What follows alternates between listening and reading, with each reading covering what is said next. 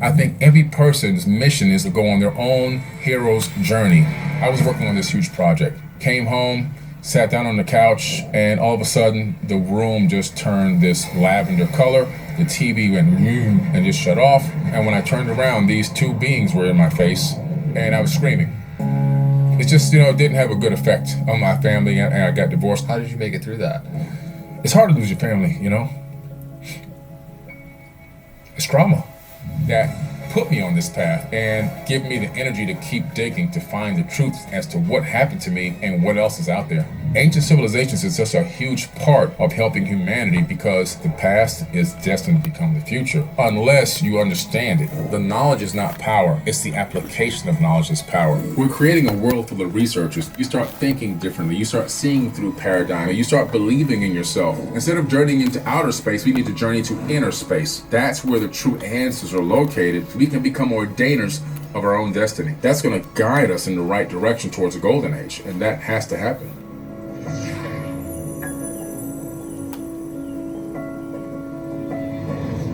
Before we jump into today's episode, if you're curious about the one thing that you can do to support this channel continuing to thrive, get bigger guests, and steward more awesome conversations for you guys, it's to hit the subscribe button. And so if this channel has provided you value at any point in your life and you haven't already subscribed, please consider doing so. Let's dive in. Hey everyone, welcome back to Know Thyself. Today we have the privilege of sitting down with an author, researcher, and founder of Forbidden Knowledge, which is an organization that aims to educate in cutting-edge ways with information around consciousness, spirituality, ancient civilizations, history, so much. He's been one of the most highly requested guests on this show, so Billy Carson, thanks for making it out. Thank you, man. I'm glad I'm here. Yeah. The both beautiful and challenging thing with you is there's so many places we can go. Right. When somebody comes up to you and asks you, what do you do? Mm-hmm. How do you explain it? I'm so curious. Oh, man. I used to give this long expose of information and just completely boggle them and boggle myself. Now I just say, I create ripples in the space-time continuum that alter future realities in the third dimension. That's amazing. I just imagine you in an elevator, somebody asks you, what do you do for a living? That response is hilarious and incredible. You have a new book coming out also, all about fractal holographic universe, subatomic world. Yeah. What would you say are like some of the top insights from your study into the quantum nature of reality? Well, some of my top insights would have to be the fact that I believe we are living in a nested reality, that this universe is just one of many in a multiverse, but that even within the multiverse, universes can be nested, meaning we may not be at base reality, that we are in this universe that's created potentially by an ancestor civilization, just as we are now creating our own ancestor civilizations in the video games like The Sims or No Man's Sky. When The Sims get AI injected into them, which is going to happen now, they're going to become conscious. And these beings inside of the Sims video game are going to start asking questions. Who am I? Who made us? What is this realm we're living in? What is this Big Bang? Is that when we turned on the game console? And then you have No Man's Sky, 80 quadrillion planets in a game that never ends, an unlimited number of life forms, and it fits on one DVD. It doesn't have AI yet. When they put AI into the next version, all of a sudden, that's an entire universe of conscious beings, living plants, living everything. So all of a sudden, we are already duplicating what's maybe been done to us. So when you look into this quantum realm and you look into the subatomic world and you see that we're vastly empty space, and you look at it through the lens of spirituality as well, any more insights that you're gleaning from the nature of who we are and how we can operate and realize the true nature of ourselves through the insights that we garner from the understanding? Yeah, well, what's interesting about quantum physics and theoretical physics, in my opinion, some people want to keep it separate, but it actually goes together with spirituality. It goes together with philosophy. When you're talking about spiritual concepts, those spiritual concepts, which were all imbued with divine spiritual energy inside of us, that is directly linked intrinsically to the quantum mechanics and the theoretical physics, because the theoretical physics, the quantum mechanics, supersymmetry, all those things really explain what's happening behind the veil that we can't see. Spirituality is an unseen thing. And so, but we know through our efforts of exercising it that real results happen. So how are real results happening in a three-dimensional world where we have the illusion of solidity? What it is that the spirituality and the divine nature of it is really operating behind the scenes based on the subatomic world. So, okay, let's break a couple of these things down, slow down a little bit. The illusion of solidity. Yeah. I think, maybe for the listeners of this podcast, that's not such a crazy foreign idea, but to the mass consciousness, that's definitely like, what the heck do you mean, Billy? So can you break that down a little bit? When you say things aren't actually physically solid, what do you mean? Well, we know through many experiments, one of the most famous being the double slit experiment, that particles actually make a decision. So we know that photons or even electrons, when shot through a slit in this microscopic box, make a decision to become a wave form, a wave of potentials. It shoots out and becomes a wave of light and potential outcomes until we look at it. Once we look at it, put a camera in it and see what's happening with these particles as they go through this slit to go to the back wall, all of a sudden we realize they collapse themselves back into digital bits of information. So what is solidity? What is solid matter? Solid matter is a wave of potentials that are slowed down to give the illusion of solidity. And what's interesting is it gets even deeper. Through this experiment, we discovered something really spooky. When you are not home, your house exists as a wave of potentials. It's not even there. It's a wave of potentials. It collapses back into your house when you come around the corner and you actually physically observe it. Why does it always collapse into the same structure? Because every atom is in a particular format laid around to create this design, this blueprint. So when it becomes a wave of potentials, when you're not looking and it collapses back, it always collapses back into the same frequency, which gives you the illusion of this house. Everything is actually empty, like you talked about, empty space. So if I want to touch this microphone, the only thing stopping my hand from going through the microphone is the electromagnetic field and the electrons orbiting the atoms in my fingers, repelling the electrons orbiting the atoms in the microphone. You never touch the microphone. I'm not touching it. The illusion is I'm touching it. This is repulsion, electromagnetic repulsion going on. We don't touch anything. This entire realm is illusory, as the ancient aboriginals and many other ancient cultures have said. This is the dream world that we're living in. So there's the apparent reality that we see with our eyes where things look really real. The five senses that we have create this experience that is very enchanting and allows us, for the purpose of survival and to relate with the world and to connect in the world. We're having Donald Hoffman back on in a couple episodes from when this will go live. And our last conversation, we talked about how local realism being proved false and won a Nobel Prize for it in the past few years. Science really is coming to understand what you're speaking to here and what ancient wisdom traditions have known for millennia and have spoken to this. It doesn't negate that we are having a real experience that serves a purpose, right. But the reality of it is that what we're seeing is not how existentially it's objectively happening. True. And so this has a lot of implications, I feel like, in how we relate with ourselves, with other people, with the world. Our ability to recognize the impermanence of life and to not cling as hard onto things and not suffer as much. Mm-hmm. And so when you're looking at local realism not being true, when you're looking at, the things that you were mentioning, how does consciousness play into this? Because it's coming more and more up to the surface, conversations around the possibility of consciousness being fundamental and not simply merely a emergent property out of unconscious complexity of our neuronal structure. Right. So what do you think about the possibility of consciousness and how it intercorrelates with all this? I believe that, based on my research and some of the research of others, is that the human brain doesn't create consciousness, it downloads it. And I believe there's a constant stream of consciousness coming into each and every sentient being and every soul that exists throughout the entire universe, even the multiverse. There's only one actual radio station that's broadcasting this frequency. I'm 99.1, you're 99.2, so forth and so on. And so we're picking up a point number of the frequency. So your avatar body is attuned to pick up .2. I'm .1, for example, right? Hypothetically. So I'm picking up a specific frequency that my body is attuned to allow my spirit energy, which is still yours, still together, but just slightly off frequency, to inhabit it. Now, why is this? I believe that the universe itself is imbued with divine energy that has split itself into Googles of entities so it can experience itself subjectively through many different life forms.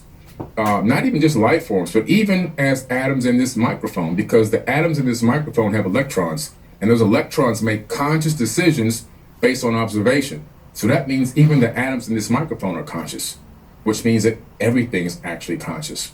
So this entire realm to me is a data collection proving ground where our souls are here to experience this realm, to collect information and send it back to the source. And if you look at the as above, so below aspect from the Hermetic principles, what we're talking about is look at your mind. Your mind is encased in complete darkness, your brain, right? Your brain is in complete darkness. It knows nothing, but it has friends. It's sensory perception system, tasting, hearing, touching, smelling, feeling, right? And so it says to his friends, hey, I need to understand what's going on outside. Can you collect some information? So the friends go out, they touch, they smell, they taste, they listen, they see. And what they do is they collect data. Now the friends, they can't understand the data they're collecting. They can collect the data, but they can only transmit an electromagnetic frequency via the nervous system back to the brain. The brain takes that data that's encoded on that nervous system and de-encodes it and actually projects a hologram as to what's going on outside. And then we navigate through this realm based on a holographic projection on collected data. Now you scale it up from the micro to the macro. The universal consciousness may be doing the same exact thing. It may be utilizing us as portals to be able to collect information. What is it like to be Billy Carson? What is it like to travel an hour away from a hotel and sit and do a podcast to talk about contemplating what the universe is all about, you know, and all these incredible things? What it's like to travel to Egypt with you and experience the Great Pyramid and all these things and meditations and all these incredible things. And so it's like it's trying to collect information so that it can learn just like we're learning. It's the same thing, micro to macro, as above, so below. I believe that's exactly what's happening.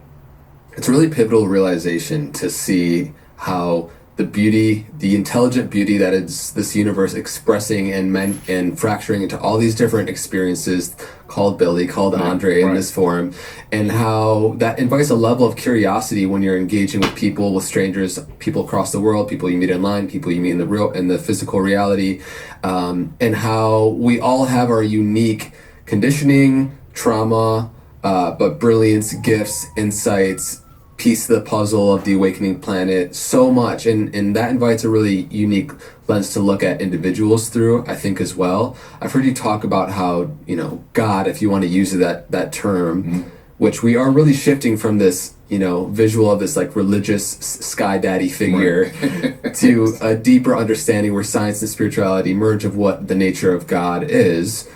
And that we're on a data collection mission. Yeah. The amalgamation of all the different facets of perspectives that we hold come together to make a greater, grander truth. Now, if God is a frequency and our job is to tune in, talk a little bit about that. Okay. Yeah, I think that people, I'm glad you brought this up, because I think people keep, just through the programming code that we've been giving for so long, they believe that there's this God, like you say, this God that's a physical male energy that's got a white robe on and a magic wand. Bing, I'm going to allow you to win your game tonight. Or bing, I'm going to let you win the lottery.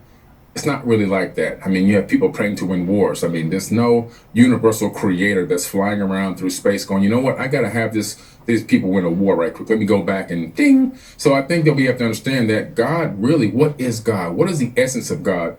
Well, you look at the fact that the universe is a source of unlimited, untouched energy. Like every single Planck unit within space-time is an unparalleled amount of actual raw energy.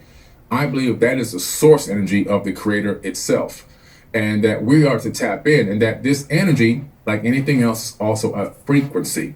Now, that same energy that exists all around us on this energetic grid, if you believe, or you know, are you a proponent of membrane theory or string theory, that same energy that is all around us is also inside of every atom inside of our body. And that also that energy is even in our spirit, which is in being beamed in and encapsulated in this avatar body temporally, while we, you know, navigate through this matrix for a period of time during the time that we're here to learn. And so it's really incredible to see that all these aspects really culminate and come together and show us that we are God and God is us, and that we have the ability to tap into the true power that's already inside of us. Instead of journeying into outer space, we need to journey to inner space. That's where the true answers are located, and that the power that's in us is so great and so grand. It's the same exact power that created everything we see in the known universe. And I think that we've cut ourselves short in thinking that we don't have any power, that we're useless, that we're hopeless, that we have to beg an outside source, and not understanding that we can go inside and we can command our realities. We can become ordainers of our own destiny. This is all incredible, like, knowledge. And as you start to hear this information, I'm curious on your own path, when you start to explore the nature of consciousness and you start to see, first off, how much you don't know, but then how interconnected everything is. How has it personally transformed you, and what are like the implications of this understanding about consciousness being infused in everything and how you've lived your life? It gave me a complete awakening when I came to that full total realization, because imagine that you realize everything is conscious. Now you're going to treat everything with respect and dignity. Reverence. Right? Reverence, right? I'm going to treat this microphone like it's got real, true value, not just value that because it costs money, but that because it's alive. That we didn't make the microphone, we just stacked the atoms in a particular format so that we can utilize it as a tool, but the atoms were here and created from the beginning of known time. So we don't make anything, right? We only stack atoms in a particular way like Legos. But the fact that each one of these is alive lets me know, treat this with respect, reverence, dignity, cups, glasses, our clothing. You know, I remember I was coaching USSSA and AAU basketball, travel basketball, women's basketball back in the day. And I went to a coaches conference where we had all these players come to perform in front of college coaches in the hopes of getting a scholarship. And one of the best players in the gym was in there. She was destroying everybody and everyone. And when it came to the break in between games, she had her tote bag and her clothing, her gear, and she was dragging it through the gym. The coach standing next to me, which is one of the better schools there, she said, I got to scratch her off my list. I said, what's going on, coach? I mean, she's good. She's like, yeah, but look how she's treating that bag. I don't want anybody in my program that's going to treat our equipment that way. No respect for the equipment. Imagine if she had the knowledge, though, that that bag was conscious. So I think it goes even further beyond. That's a very small metaphor, but on a grand scale, everything and everyone, you have dignity. When I went to Cambodia a few years ago for my first time by myself, I wanted to talk to the monks. And the monk was like, the guy was like, you can't just walk up to these monks and talk to them. They have to call you over, and they rarely do that. Oh, the monk saw me and actually called me over. So I go over, and there's little monks out there. I didn't know they started off as little kids. And they're cleaning and they're sweeping, and I'm like, everything looks clean already. What are they doing? And he said, we must clean to perfection. He said, every single day, our main goal is to obtain perfection, even in taking out the garbage. That's like another level of thinking, another level of reverence, even for just cleaning, taking out the garbage. So, man, this world will be a totally different place. There will be no dirty ghettos. There would be no filthy places. Everything will be clean. Everyone will be respecting everyone and loving everyone and treating everyone with respect and dignity that they deserve. And so I think that's a huge thing for us to just, if we can glean a little bit of that and incorporate that into our lives, this planet could change overnight. Yeah, of course. And there's a gradient of consciousness and how it expresses itself and intelligence from, maybe this microphone to plant life to animal life Right. to human intelligence to what goes beyond us that maybe we're not capable to see with their sensory perception. We talked about this switch from this notion of this like sky daddy who's like this religious figure who's like, granting us or denying us things and just like watching over us to this new perception of it's not that, but at the same time, karma is real and that our thoughts, our speech, our action, it is being recorded. It's being written both by ourselves and there's an energetic signature to it. Mm-hmm. So why does that become important? Because you're reclaiming the responsibility that you have as a creator mm-hmm. of consciousness in this world. And that goes into implications of the Akashic field and all that stuff. Yeah. Oh, yeah. Well, you're talking about directly the Akashic field or the Book of Life. Both of those things are the same. And the Book of Life was first written about in the Emerald Tablets of Thoth over 36,000 years ago. We'll get into That's it. where it refers to that. Yeah, we will. But then also the Akashic Records, we know that ancient term as well. And that is the membrane. That is the energetic grid that connects everything. the distance between you and I in these two chairs is actually an illusion. We're connected energetically. And not only are we connected, but everything in the entire universe is connected energetically and can be traced back to a one finite point. And that means that we're all part of the same energetic thing. And we're linked through quantum entanglement. We're linked through physics. We're linked through the quantum realm and quantum energies. And that everything is linked. And so if everything is linked, then we are all one.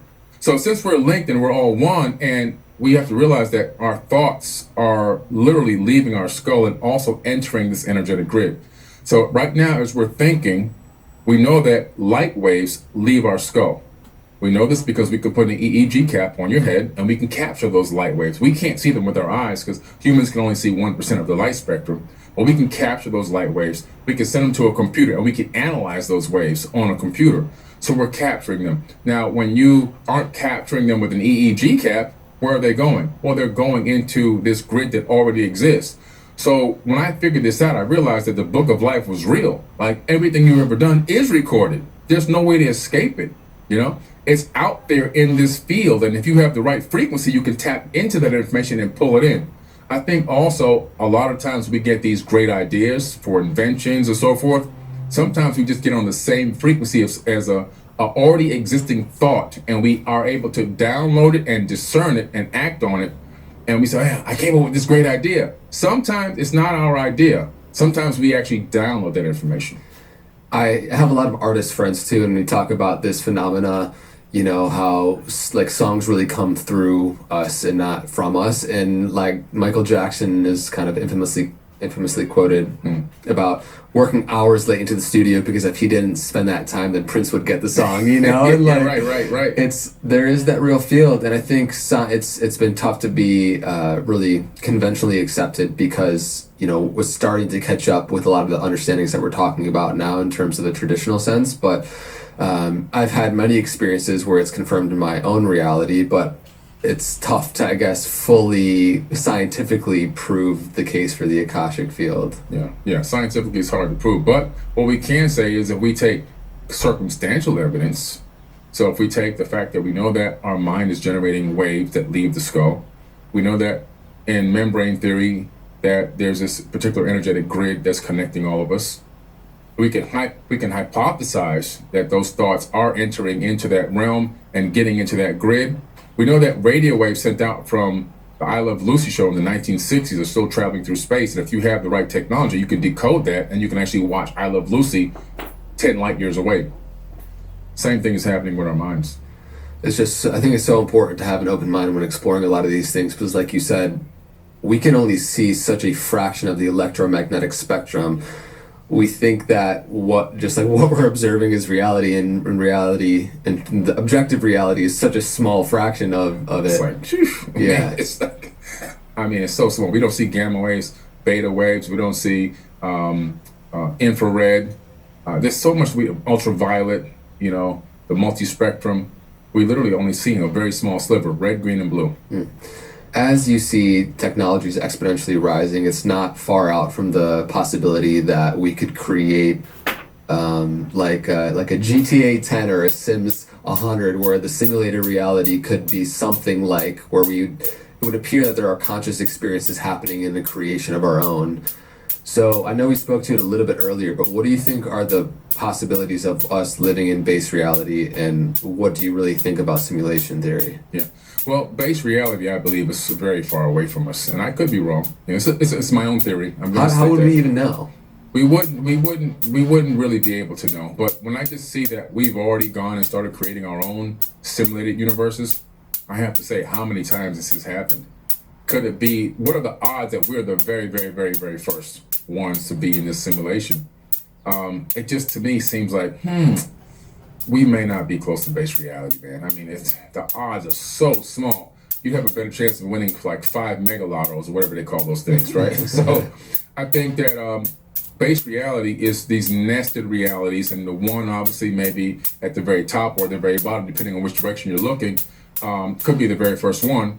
And then at some point that civilization or civilizations within that universe become sophisticated enough to try to duplicate what they're living in some medium. And for us, it's digital. We're creating a digital reality. which is what now is flourishing, and AI and everything else is in there. I think eventually it'll get to the point where we can even inject ourselves into that artificial realm. Now, right now with VR and AR, we can kind of do it, but I think there'll be this almost like an avatar experience where we really are transferring our consciousness, symbiotic linking to the reality of that realm and experiencing it as if we're really there, not like we're, here, kind of walking around and bumping into walls with these funny glasses, but actually being in the full simulation, kind of like quote unquote God descending from the heaven into into reality. And maybe they will think we're gods in there. How does this tie in with our understanding of multiple dimensions and parallel universes? Well, the multiple dimensions exist within this one universe. So this universe has, according to theoretical physicists like Michio Kaku, 11 dimensions. Now, what's interesting about that, I have been talking about this for a long time. I also talked about the hypothesis that the human mind connects to 11 dimensions about 8-10 years ago. And also in ancient yogic texts, they talk about 11 dimensions for thousands of years. Well, there you go. What a coinkydink. It's all there. Listen, that's incredible. Yeah. And then just 3 years ago, the Brain Institute came out and said the human mind is connecting to 11 dimensions. So it's just like the chakra, I mean, it's chart. It's just going straight up. We're connecting in every single dimension consciously. And so we have that. So our universe is multidimensional. And every thought that we create in our minds to even build something like this microphone starts off in the multidimensional platform. First, somebody sits down and they think about what they have, what would a microphone be able to do? Now, that's floating around in higher dimensional thinking. And then you collapse that into 2 dimensions by drawing it on a piece of paper or putting it into a CAD design, computer assisted design. That's still 2D, even though it looks 3D. And then you transfer that information to an engineer who then manifests it into 3-dimensional reality that you can touch and move around on the XYZ axis in space-time in the 3rd dimension. So every single thing that exists in the entire 3rd dimension was manifested from the higher dimensional thought and collapsed into reality, 2D, then into 3D. Now, on a multi-dimensional scale, every universe potentially has multiple dimensions, and we're living in a multiverse. So there are all these universes moving around in this huge soup, maybe even colliding with one another, creating a white hole, which then sucks energy out of a other universe and sends it into a brand new creation of another universe. So it could be that even the friction of bumping together creates more universes. Black holes lead to white holes and so forth and so on. It can get so crazy, but I do believe that there's this alternate reality or alternate timeline. So now we have a whole other thing that, the reason why they talk about the grandfather paradox, if we were able to go back in time, if we killed our grandfather, how did we go back in time to kill him?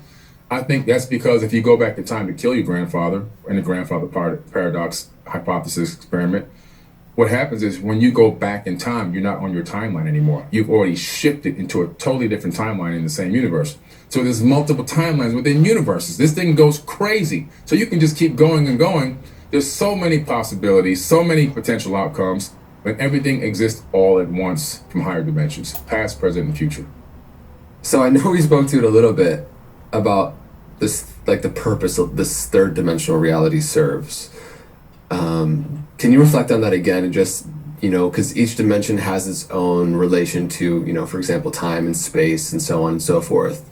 Yeah, I believe that the 3rd dimension is really a place for us to learn. I think that we're definitely connected to our higher selves here, and our higher selves are probably living in true reality wherever that's located. But that here, it's all about the mission. And what is the mission? Not only collecting data, but also learning from experiences. How long will it take a civilization in this sector of this particular galaxy, in this universe, to become awakened enough to sustain a golden age? We've seen the rise and fall of golden ages. How many of these galaxies can achieve a golden age and actually sustain it without falling again? How many of these people can get to a certain point where they've achieved a certain level of wisdom and consciousness that can transmute even multi-dimensions, becoming an adept initiate and all these ascended masters and so forth? And I think this is a grand experiment. So when you look at it, it's like, wow, being born again, for example, right? A lot of people think that's when you go and you're giving yourself to the Lord and you're getting baptized and all of that. But I really believe that it's about being here in this 3rd dimension, and figuring out what you did wrong and understanding where you made your mistakes, looking at those mistakes, analyzing them, learning from them, and learning how not to repeat those mistakes so you can become a better person. And every day our goal is to become a better person a little bit at a time, every single day, trying to work towards perfection. Not that we can become absolutely perfect, maybe it's a possibility, but working towards that goal. But you'll see over time, those little tiny pieces of effort every single day, when you look back, you'll be able to say, wow, look where I came from a year ago, 2 weeks ago, a month ago, whatever it was. You can realize that I've grown consciously since then. I've been born again through my own spirit. I've actually learned from past mistakes. I've realized them. I've created changes in my life to make myself a better person, and I'm moving forward. And I believe that's the path that we're on. How long can it take before a certain number of people are able to realize this and move towards those different levels? I believe when a certain amount of people get to that level, it's going to spark a sustained golden age, which is the ultimate goal. I believe that is the ultimate test of the third dimension.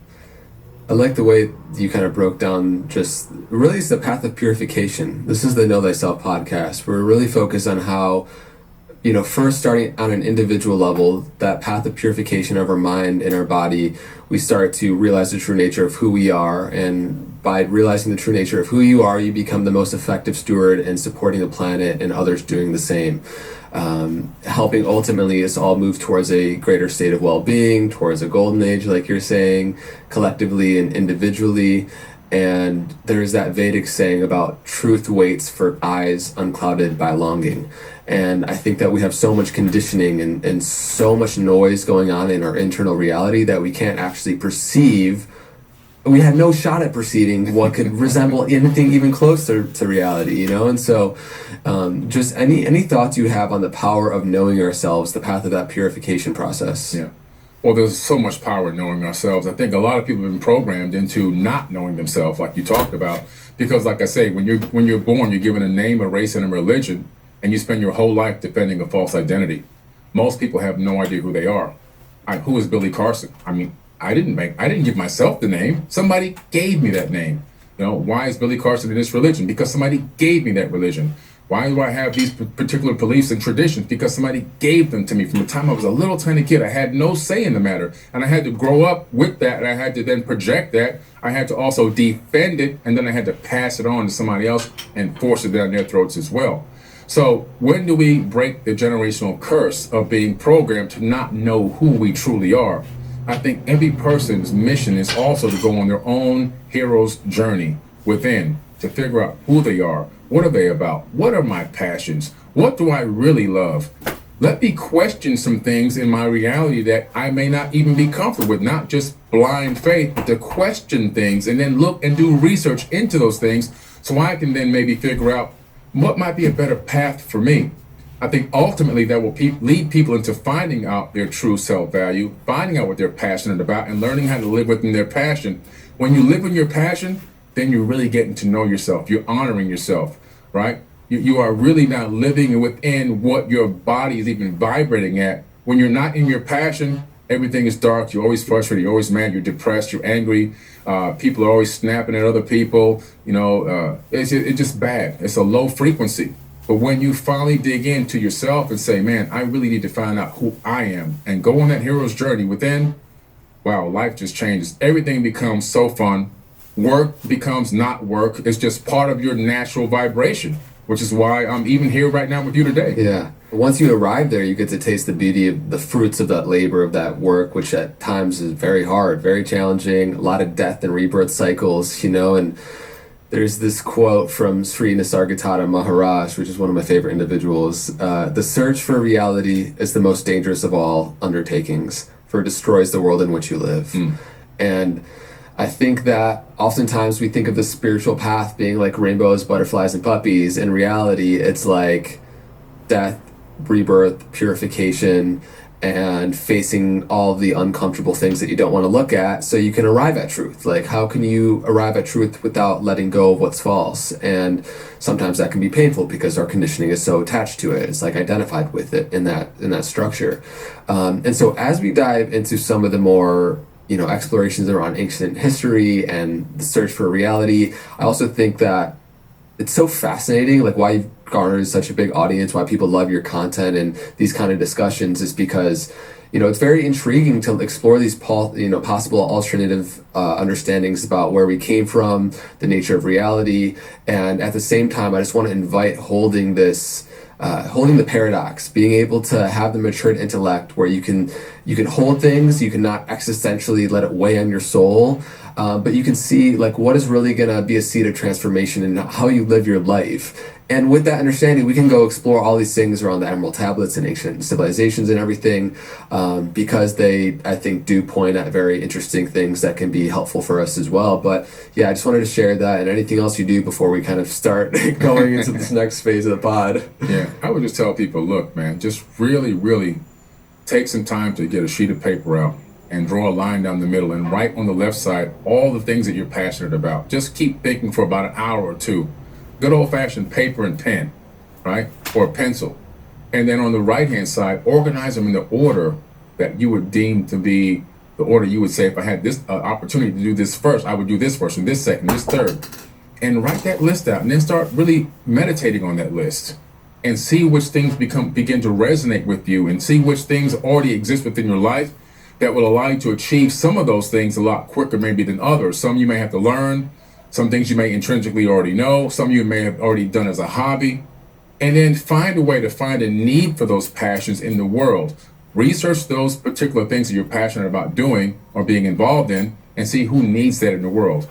And then see how you then can provide that need to the world. And when you do that, that's a great energy exchange. You're going to feel great, and the side effect is going to be money in your bank account. I love that. I was just actually in Hawaii yesterday, doing a long car drive with a friend, which is one of my favorite places for deep conversations. But he said something that he heard that was really inspiring to me. He said, when you protect your dharma protects you. And I really love that, man, because when you discover that those intrinsic qualities that are unique to you, that are really true to you, it's in some way I can't fully explain. It's like the universe protects you and bringing more of that into the world. Absolutely. You're on the frequency of it. Yeah. And the universe is a mirror, so it's going to give you what you're putting out. If you're putting out low frequency, it's going to give you a lot of low frequency stuff. If you're putting out high frequency, it's going to give you back high frequency. It's just a mirror. It's a boomerang. So when you're throwing out those low vibrations, it comes right back. People go, man, I have a problem for every solution. That's because you're putting out conscious thoughts with problems and issues, and you're automatically assuming there's going to be something negative that's going to happen before the outcome even happens. I'm already thinking the end before the end. I'm going to win. I'm going to succeed. This is going to be great. It's going to be successful. This podcast is going to be amazing. It's going to go viral. My thoughts are totally different, and that's why I feel personally like a lot of my stuff goes viral. When I make a post on social media, I imagine transmitting my life force energy into the button when I tap it to upload it. So I'm sending energy into the device. So these are all the things that I'm doing. And then, it's no wonder why it's everywhere. Quick one. Basically, every single day for the past 3 years, when I meditate in the morning, I do it in front of a red light device. Red light therapy has over 4,000 peer-reviewed studies, many of which show how it helps with cellular healing, skin health by stimulating collagen, testosterone, sleep, mood, and so much more. I personally can feel the benefits in real time, and I think it's a great way to get healthy light in the morning before sunrise, especially on cloudy days. Bond Charge is a great option for red light devices because they have the lowest EMF on the market and there's no flicker. They ship worldwide very quickly and they're easy with returns and exchanges. They also have an array of other science-backed products that you can check out. Go to bondcharge.com/know thyself. That's BONCHARGE.com/know thyself and use coupon code know thyself to save 15% off. Bond Charge products are all HSA, FSA eligible, giving you tax-free savings of up to 40%. I hope you enjoy. Back to the episode. Amazing, man. So let's start. What first inspired you to start exploring the ancient civilizations' history and in the human history? Like, what really sparked your interest in that first? Yeah. Well, it goes back a long time ago. In 1977. So you might not have been born yet. Was not. I know you weren't. I was 7 years old already, and I was in my backyard playing in the backyard, looking up at the sky, watching the airplanes from the local private airport go over, the Opelika airport. I saw an object in the sky that I couldn't understand. It didn't look like an airplane. no wings, no tail fin, no cockpit, no windows, just an orb that kind of glowed and moved across the sky in seconds instead of minutes like a normal plane. And then it came back and it came to an abrupt stop about 250 meters above me, completely silent, and then gone. So I ran in the house. I started screaming. I'm like, Mom, you won't believe what I just saw, and everything else. And she was like, there's advanced beings that were here in the ancient past. And I was like, and she told me, you got to go to Machu Picchu one day, which is why I dedicated my first book to her. But the next day I went to the library in my school, Rainbow Park Elementary, and I asked the teacher to go to the library so I can get the Encyclopedia Britannica, the original Google, because we didn't have computers, cell phones, beepers didn't even exist yet. So I go get the encyclopedia. I start looking in aerospace technology because I'm trying to find what I saw in the sky. I never found it. I researched swept wing, delta wing, ballistics, intercontinental ballistics, everything you could think of, but I couldn't find it. Hovering platforms. And then that led me into aerospace tech. Aerospace tech led me into all different types of technologies. It became a passion of mine. And then one day, after having this weird experience, I ended up looking online and finding worldwidetelescope.org. And in there, I discovered that all the space probe data exists in this online platform. When I went in there, I started looking at Mars and Mars panoramas. Okay, then Spirit rover, Opportunity rover, McMurdo Valley. And now I'm inside the eyes of the mast cam on the rover, and I can zoom in, zoom out, pan left and right. And I start seeing anomalies. Anomalies that look like broken pieces of what I would consider to be technology, machinery. Some things look like structures that I know I've seen in ancient civilizations reading books on Earth. And I was like, what in the world is going on? That led me into making a hypothetical connection in my mind. Could this be part of Earth? Could Earth have somehow, people from Earth have been on Mars? That's how it started. And from there, I started diving into ancient sites and traveling the world nonstop and making these connections and looking at anomalies. My team that I put together, it's called the United Family of Anomaly Hunters. A lot of our work has been on Fox News, CNN, all the mainstream, Huffington Post. Over 1 million downloads of these images from the space agencies and over 60,000 anomalies documented, things that shouldn't be there. And then being able to correlate them with things that we've seen here in terms of rundown structures, broken parts, even ancient buildings or ancient structures that are kind of weathered or flooded. And I said, man, and it has to be a link. And then that took me into ancient tablets. So I got into tablets and I started seeing the tablets were talking about people living on Mars. And I said, oh my God, this is the connection. And then from there, I just dove in, head first. I was going crazy. I mean, I must have devoured, I don't even know how many, well over 1,000, different tablets, inscriptions, papyruses, cylinder scrolls, ancient texts from all around the world. Then I started going to speak with indigenous tribes, wisdom keepers, sages. I just didn't stop, man. I just kept going 38 times now around the planet. And that's where I made the connection. That's how I got into ancient civilizations. Wow. By seeing something in the sky. So we have these experiences in life that really our pattern interrupts and push us beyond our current paradigm that we can't explain, that pull us towards, I feel like, what we're here to explore and share with the world. And that's so very much your case. I know you've had many experiences traveling the world. Is there any particular profound experience that sticks out that really solidified your desire to make this your life's work?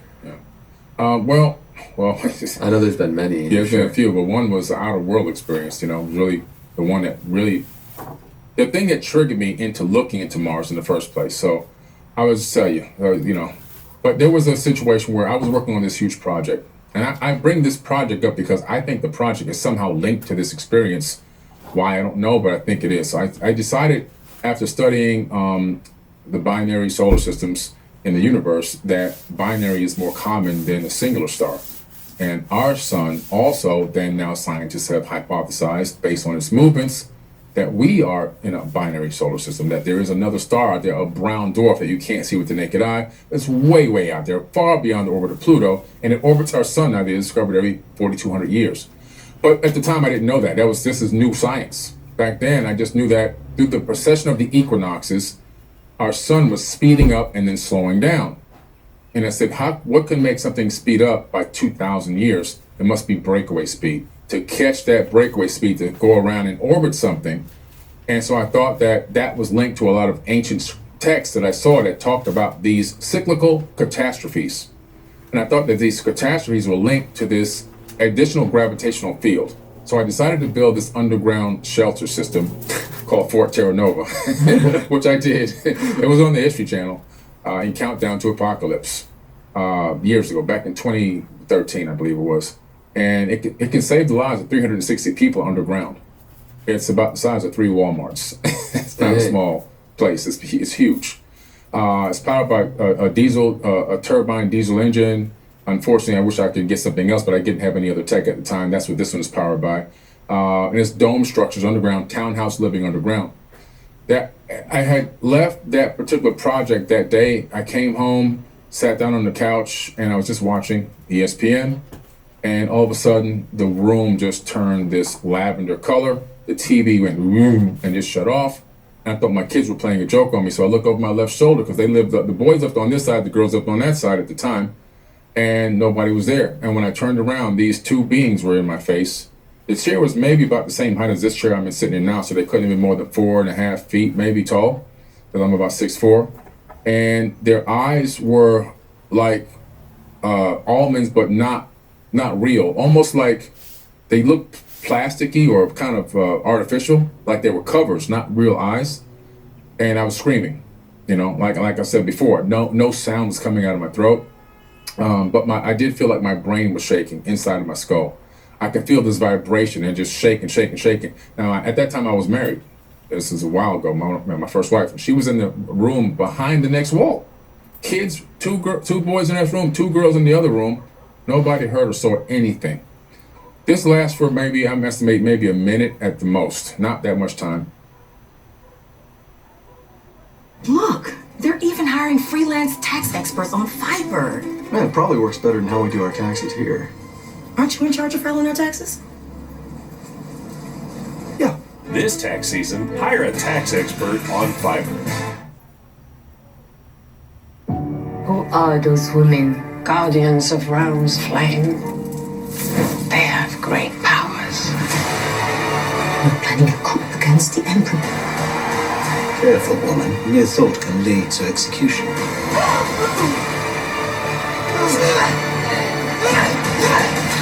I will have no more of this house of death. One step at a time, daughter.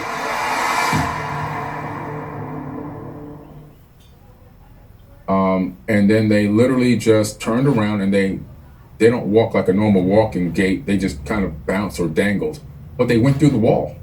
And then the lights came back on, the TV came back on, and I ran around the house and it scared the hell out of everybody. One of my sons is completely estranged from me still to this very day. He's afraid, he's horrified. He thinks that whatever that experience was, it's just gonna affect him in some kind of negative way. So we really don't even communicate anymore. It's been decades now. So it just, it didn't have a good effect on my family, and I got divorced, not particularly just from that, but that was part of the straw, they couldn't understand all the things I was researching, and what I was into was like, my ex-wife's mom was telling me that I was worshiping the devil with all this. I was a devil. I'm like, what are you guys? I'm just researching this stuff. It's interesting, So long story short, but that same night is when I heard the words Worldwide Telescope. It played in my mind like a broken record over and over and over and over, and it wouldn't stop thousands of times. So finally I said, I got to figure out what this is. This is after the experience. So I went to my computer. At that time, the Google wasn't famous yet. It was excite.com. So I typed in excite.com and I went to Worldwide Telescope. And the first search result is worldwidetelescope.org, which is still open today. You can still go there. You can still go in. Now, back then you had to download the software. Now it's HTML5. You don't have to download it, or you can download it depending on what you want to do. And then you can look at all the space probe data. You can go into the different Mars rovers, all the missions. You can go to the moon. You can go to different star systems within our known universe. It's all in there. Huygens probe data, it's all in there. And that's really what eventually led me to Mars, which led me to seeing sites that looked like they matched stones in Peru, which made me want to go to Peru after my mom told me that. She said advanced beings were in the tops of mountains in Peru in ancient times. This is in the 70s, she told me this. And I said, I got to go. And that started the whole journey into this ancient civilization thing. And that was one of the most memorable moments in my life that put me on this path and has kept me on this path. And in some ways, give me the energy to keep digging to find the truth as to what happened to me and what else is out there. All right. I wasn't going to go all Whoa. day, but No, I'm glad you did, man. I need to unpack this. Like, that's what you just said is wild. So you're sitting in your room with the TV on. Yeah. The room starts to turn lavendery, and then you turn your head from looking back, and then these beings appear, or As soon as you I see look them walk back, in. they're there. No, I mean, I look back, hey guys, stop that. And when I turn back, they're right here, instantly. And how far away from your face? Like, Maybe 8 to 10 inches. whoa. Yeah. So like 2, and Yeah. there were 2. Yeah. Were they like gray? They weren't skin? gray like gray. They're still kind of Like, almost did it like look like a typical gray would look, like the gray they alien? had the similarity between what you see in movies, almost like that. Almost, not exactly like the typical one, but it's Yeah. almost.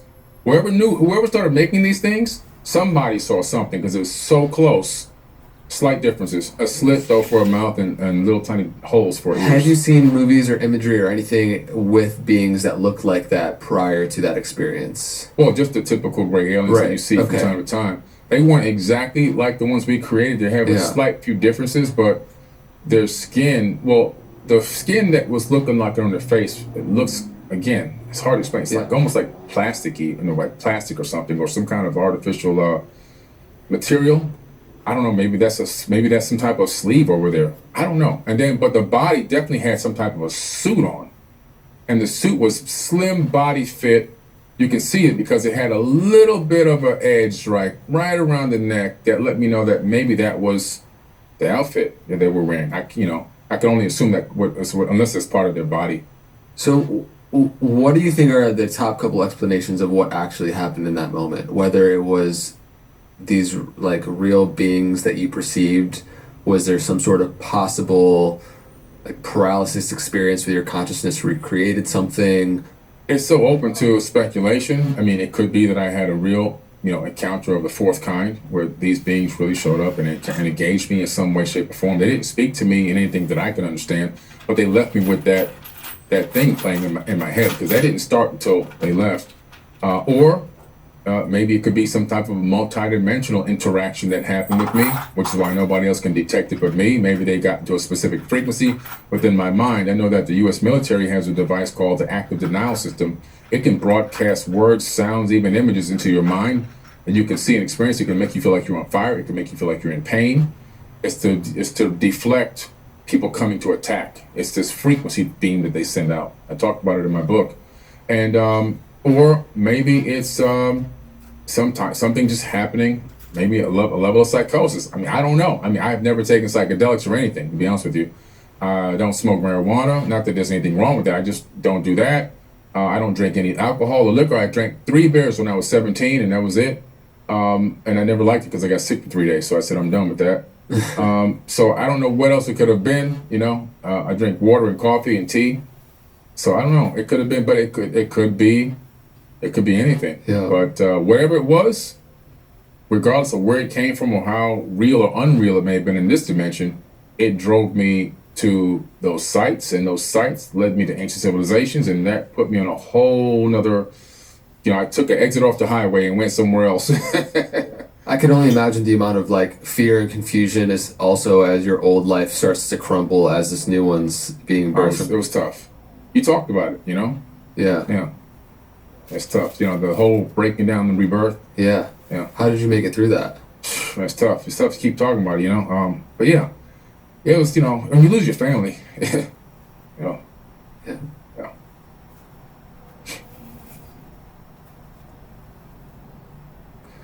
It's hard to lose your family, because it's like if you have a pod of dolphins and you take one dolphin away from the pod, people don't understand this, or killer whales, you take one dolphin away, even just one, the whole pod suffers forever. And it's trauma. Yeah. That's why I try to go around that one. Yeah. It's No, tough.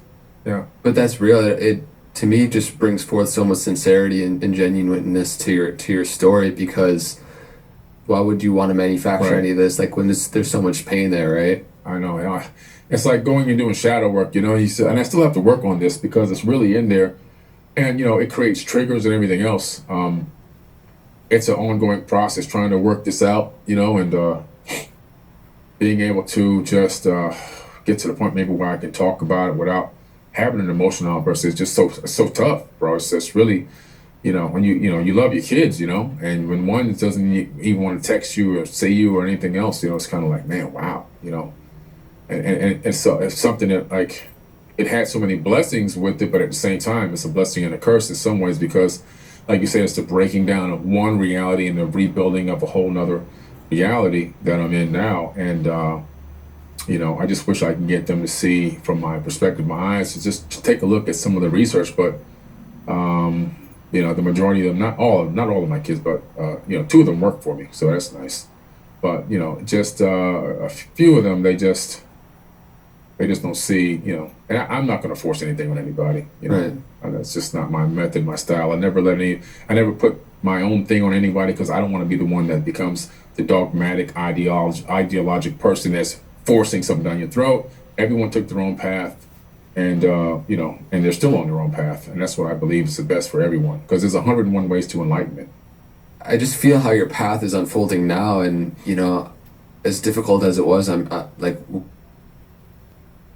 It's so easy to get your windshield replaced using SafeLight. Tell the people why you haven't done it. It started off as a chip and it just keeps going. So what do we do now? I've scheduled an appointment at SafeLight.com. SafeLight Repair. SafeLight Replace. Safe light repair, safe light replace. Do you feel like you would change anything because of where it's led you? There's a certain amount of I believe that this is my destined path. There's just I'm so passionate about it. It does hurt, I realize, but every individual person's on their own journey. So when I had to look at it from that method, it allowed me to take a little bit of a step back and realize it really ain't about me. It's about, the mission here. I could still love everyone. I can still love them. I can still reach out to them. I can still try to support them in any way I possibly can, even if it's just consciously. But at the same time, I feel like my true mission was revealed. And it's to bring this information to the world, not just about ancient civilizations, but also about every aspect of reality, which is why I talk on so many topics, is because I believe that there's so many areas of consciousness. If we only focus on one small area, the other areas are going to lack. So I like to sprinkle a little bit around all the different aspects of reality and consciousness, not just this. But ancient civilizations is such a huge part of helping humanity because the past is prologue, and that means that the past is destined to become the future unless you understand it. So when you can understand the past, it's almost like a kid. If a kid puts his finger in an electric outlet and gets shocked and survives, he's probably not going to do that again. We have to go to the past and see, where did we put our finger in the electric outlet? When did we get shocked? And how can we realize how to not do that again? And little by little, realizing what our faults were in the past, all these ancient wars and things that may have happened, ways that we treated each other, ways that we fallen for divide and conquer tactics. How can we improve ourselves based on what happened before, creating new economic systems, new belief systems, and everything else? That's going to guide us in the right direction towards a golden age, and that has to happen. Amazing. So first off, just again, thank you for your vulnerability and sharing. I know it's difficult to relive that stuff emotionally, and it did lead you down this path to exploring all these ancient creation stories and tablets that it's what's really interesting to me is when civilizations and tribes from completely remote places that have no way to communicate to each other arrive at creating similar pyramids, structures, patterns, stories, and in ways they wouldn't be able to again communicate. And so let's start with the Emerald Tablets, because I would love for you to reflect on Hermes Trismegistus, who this individual was. What is the legitimacy of the Emerald Tablets and what they say about the creation story? Yeah, the Emerald Tablets of Thoth, there's actually 2. So one is called the Emerald Tablets, plural, and the second one is called the Emerald Tablet, or the Tablet of Hermes. Now, both of these writings are actually real writings that really did exist. And one of them is located in the Cambridge Library right now. No one has access to it? Yeah, people have access to that. Really? Yeah, you can get access to that one. Yeah. And so were they in the form of like clay writings? Well, they're in the form of these stone tablets etched into stone. Okay. And there's the one that's in the Cambridge. It was translated by a few famous people: Sir Isaac Newton, Roger Bacon, the Queen of Sheba, believe it or not. And the other one was also had run through many different authors and linguists over time. The Emerald Tablets, plural, have ended up in the hands of the Roman Catholic Church or in the Vatican in the archive. Yeah, I Man, know. what's down there? Oh, there's a lot down there. I saw this documentary about maybe 10, 15 years ago. They even have bones down there. That's crazy. Like bones of what doesn't look like a normal hominid. So they got a lot of stuff going on in that archive, and a lot of books, and I think a lot of the books, even from the burning of the Library of Alexandria, which I believe was a hoax. Not that it didn't happen, but the burning was a distraction because it was the largest knowledge heist in history. That's what the burning of Alexandria was, a knowledge heist. Stolen information, which ended up, most of it, in the Vatican archives. So you think simultaneously while that burning was happening, there was... Yeah, some books burned, but that's a front to cover up the theft of the knowledge, which exactly was what's going on. Because the Roman Catholic Church objective was to push their ideology on the world, and technology and advancements of those sorts of knowledge and philosophy outside of the dogma, where they wanted to ban it. Yeah. And they wanted to get as much reach as they can, which is why you find a Catholic church on every corner of the planet. I was in the floating city in Cambodia a few months ago, and there's a Catholic floating church. I'm like, oh my goodness, are you kidding me? So they put their reach out there, and they tried to hoard a lot of knowledge. Due to the papal inquisitions, during that time period of 700 years, they murdered and tortured over 80 million people. That makes Hitler look like an angel compared to what they did. 80 million people over 700 years, ordered by popes. And that was all about suppression and oppression of advanced thinking, philosophy, technology. Scientists had analyzed some of the technological advancements, even of the Arabs, and discovered that we would have been on the moon in the 1800s if it wasn't for the Inquisitions. That's incredible. So we've really been held back technologically and spiritually and emotionally and even consciously because of the religious dogma. So they've hoarded a lot of knowledge, and that's the tablets are real. When you start breaking the tablets down and looking at the time period, even if they were only, let's say they were only 100 years old. Right? Let's say they were only 100 years old. Well, guess what? The information in there is more advanced than anything that we've discovered to date, and some of the stuff was just recently discovered. Like, for example, in the Emerald Tablets of Thoth, they talk about creating solid matter from cymatic frequencies and photons. Now, that wasn't done until about 3-4 years ago in a laboratory setting. They used cymatic frequencies and photons and finally manifested solid matter. Which most people aren't even aware that actually happened a few years ago. Exactly. I mean, the active denial system, that was only built about a decade ago. That's the beam that has the ability to freeze you in your tracks and repel you, make you feel like you're on fire, put voices in your head. They have a tool like that, a technology like that in the Emerald Tablets. So how in the world is this happening? Also in the Emerald Tablets, the ability to transfer your consciousness from one body to another.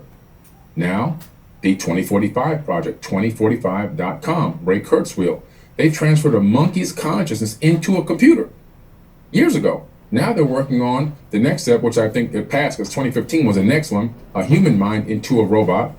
And then by 2045, which is the ultimate goal, a human mind into another avatar. 2045.com. That's also in my book, Compendium of the Emerald Tablets. So Ray Kurzweil is like the founder, right? And yes. he's big proponent on transhumanism and singularity and all that. Yeah, exactly. So wait a minute. So where's all this tech? All this quantum physics that's in there? There's so much. I can go on and on and on. And I talk about this in the book. So if it's 100 years old, this person must have had a 500 IQ, whoever wrote it then. Okay, because a lot of the stuff was just discovered or finally being entertained in laboratories within the last decade. Right. So, but it really is ancient. Yeah, and so these ancient tablets like the Atrahasis, Enuma Elish, the Gita, the overlap from the creation and stories of these, the mythic stories. Yeah. So what is the consilience between all of these mythical creation stories and tablets about our origins? You find something interesting. The first thing you find is that our solar system is created through the way that astrophysics claims, through the collision and accretion disks and everything else. However, it talks about each planet forming and each planet gaining its own net, which means orbit in ancient texts, gaining its own orbit around the sun.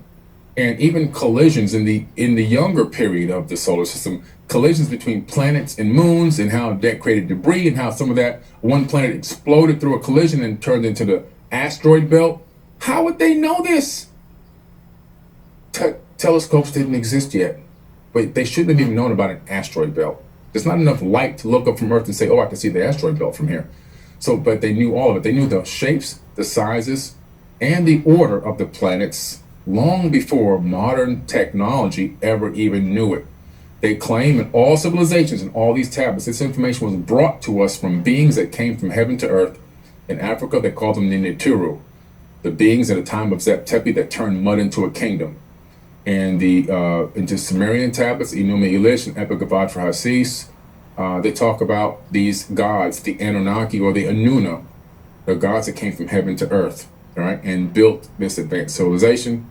The Hopi and the Lakota, they call them the Star Brothers, right? No matter where you go on the planet. Dogon tribe, they call them the Nomo, right? In Australia, they call them the Pleiadians. No matter where you go, they all say the same thing, that people from another place came here and brought this wisdom and knowledge and imparted it on us. And they also say that they were seated on this planet. The indigenous tribes of the Americas, the Australian Aboriginals, I mean, they're saying that they were literally brought here. It's an incredible story. How can these disconnected continents and these disconnected cultures all have similar stories written across different mega eons of time? You got to say, wow, at some point there was a global civilization. That civilization, in my opinion, was the Atlantean civilization, that these Anunnaki people were advanced beings. Anunnaki only means from heaven to earth, from space to here. But the civilization they built was Atlantis. And the ring city that sunk or was destroyed was only one capital of dozens that existed, not only on Earth, but also on Mars, according to the Sumerian tablets. So, like the Enuma Elish, the ancient Babylonian text, which dates around 700 BC, I believe, to these other texts that you're mentioning, having these similar explanations of these beings that came down here. Mm-hmm. Can you, in the most articulate way, describe what the conventional understanding of human civilization is in terms of like what's accepted versus, you know, what happened a couple 100,000 years ago with this creation story and how they obviously differ?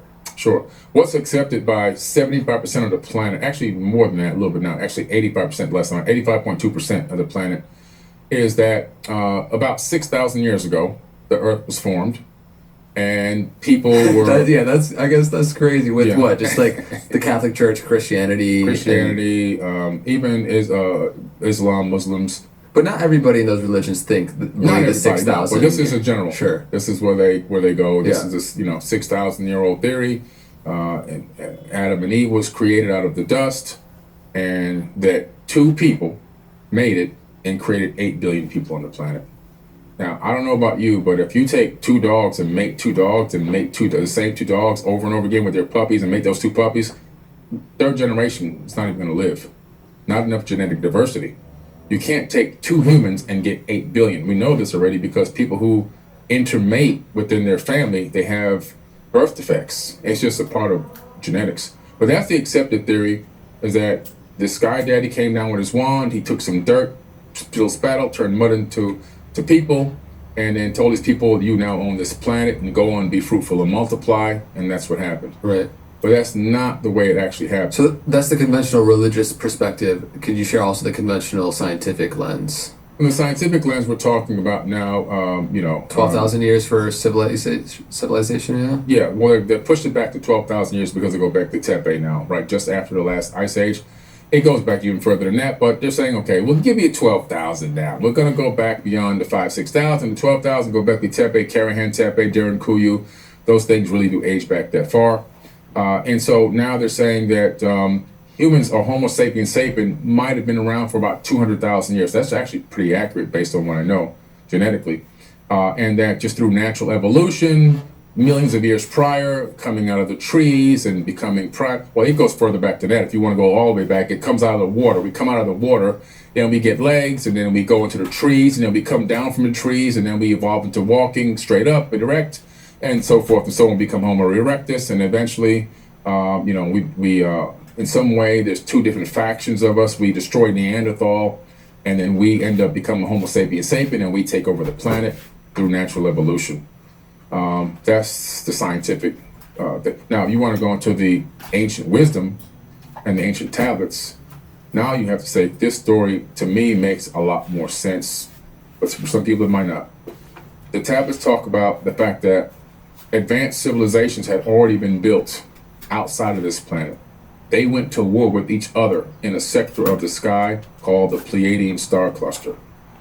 That grouping of stars has thousands of stars and hundreds of planets. Imagine a planet is being destroyed, because they talk about destroying actual planets in this text. And now some of that debris could be coming your way. You've got to get off your planet. I believe this is the first occurrence of space refugees. People that were looking to flee that region of space and look to create breakaway civilizations on other planets, which is exactly what we would do on this planet if we had the technology to do it. So Orion, Aldebaran, other stars, they go, the series A, B, and C, where the Dogon talk about the Nommo coming from Earth, and even one planet named Nibiru, which I believe was a planet orbiting a brown dwarf star. And they created these breakaway civilizations. Now, according to the text, they were here doing the work themselves. The work was building cities, creating the civilization. They worked about 250,000 years without interacting with human beings. We were already here. Our cousin was here, a version of Homo sapien, not Homo sapiens sapien, but a version. There was going to be a war because these beings called the Igigi in the text were angry that they were doing all this labor and these other guys were just sitting back relaxing, and they were like, this is too much work. We need a break. And they weren't even given a break. It's like if you were a master architect and then you have a foreman, then the foreman has the actual construction guys. So these were the construction workers, and they were volunteers, but they felt like they were turning into slaves. So they decided to fall from heaven to earth, because they came from Mars down to earth. They were working on Mars at the time, to go to war against God, who was God Anu, the head god of these beings. That was in South Africa at a place called Adam's Calendar. They encircled his campus in the Epic of Atrahasis, and they said, we're going to go to war. And then Enki came up with an idea. He said, look, I have an idea. There's an existing being on this planet. We can add our essence to it, and we can get it to bear the load. And they were like, okay, this better work, man. And by the way, we want women. We're taking women back with us.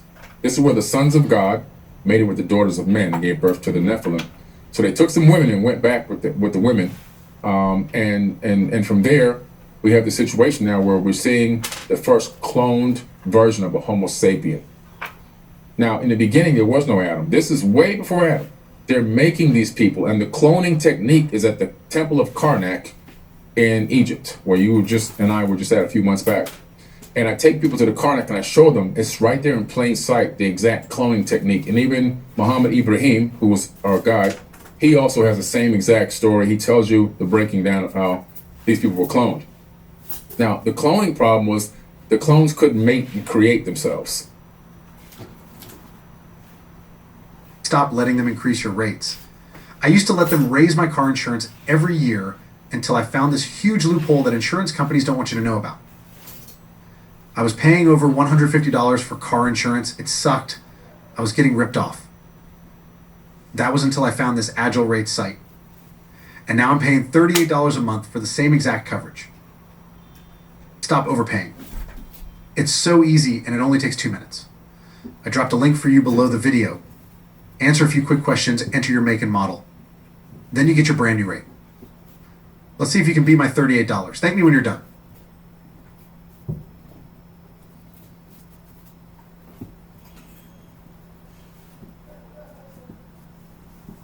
Hey guys, what if you could own vacation homes all across the world in areas that you love to visit with your friends and family, yet you could still earn passive income and create that long-term wealth that you're after? That's the real power behind lifestyle assets. As my name is Sean Moore, and I'm the CEO and founder of Odyssey, the #1 vacation rental education company in the world. And most of the gurus out there are going to tell you to invest in multifamily properties, apartment buildings, single-family rentals.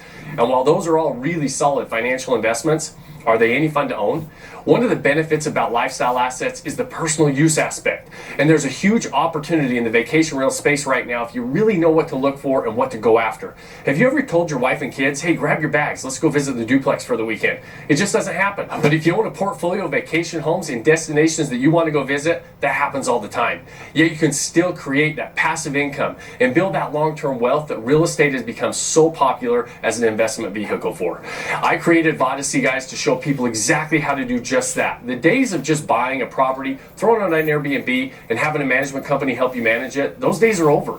You have to have a real plan if you want to be successful and be able to turn short-term vacation rentals into a solid financial investment. And so what I did is I put together a free training so that you can see exactly how the model works and exactly why we love lifestyle assets. And I'm going to share our unique 3-dimensional approach to profitable short-term rental investing. So go check out the training by clicking on the link on this page somewhere. There's nothing for sale in the training. And like I've said over and over, real estate is a phenomenal investment vehicle. There's lots of different lanes that you can run down, and they've all got their pros and cons, including vacation rentals. And in this free training, I'd like to talk about some of those pros and cons with you, and some of the reasons why we feel like short-term rentals are a phenomenal investment vehicle. Again, there's nothing for sale on this training. Click on the link on this page to see if you feel like short-term vacation rentals could be a good fit for your portfolio.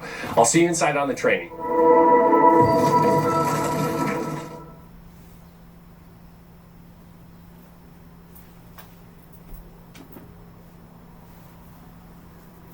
So they had to keep making clones in these Hathor birthing houses.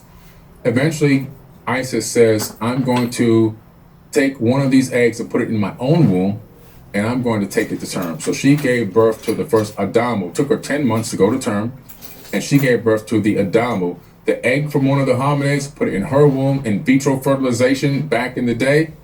Boom, 10 months later, we got Adamu. There's a cylinder skull with her holding the baby up saying, my hands have made it. And that starts the generations of Isis, which is the Genesis, the Genesis. That's the book of Genesis in the Bible. That's what it is, the generations of Isis. And from there, they said, okay, let's mate him with the clones. Didn't work. Damn. So we got to get some DNA out of him. Let's create an Eve, make them. Oh, we got it. Now they use the same technique of putting in the womb in vitro fertilization, creating more Adams and more Eves. And then they started putting them in these mating houses, and they had set times to mate. And they couldn't mate out of order because they had to have genetic diversity. Even they knew this. And that's how they created a genetic pool. The evidence that people were here before Adam and Eve is that when Adam's son Cain killed Abel, he was kicked out of the garden. And the first thing he says is, the people out there will kill me. Well, what people? There shouldn't be any people out there. And God says, who's actually Enlil, Yahweh in the Bible, he says to him, I'll put my mark on you so they'll know you're mine and they won't touch you. Like a genetic marker. So he goes out there and he says, by the way, when you go out there, you'll find a wife. And he found a wife. And that starts the whole Canaanite tribe. See? So that's the story from the text. And I think, to me, that story makes a lot more sense, just based on my research into cargo cults and what happens when a more advanced civilization meets a less advanced civilization right here on Earth. When we went to the atolls and in the South Pacific and took nuclear weapons there, and we showed up to these islanders who had never seen airplanes and tanks and submarines and people with hats and gear on and guns, and those people worshipped us. They tattooed USA on their chest. They would build artificial planes out of reeds and sticks and worship the planes, and then stare up at the sky and wait for the sky gods to come back and bring them more cans of Spam. So that's, I think, what the planet is right now. The planet is a giant cargo cult.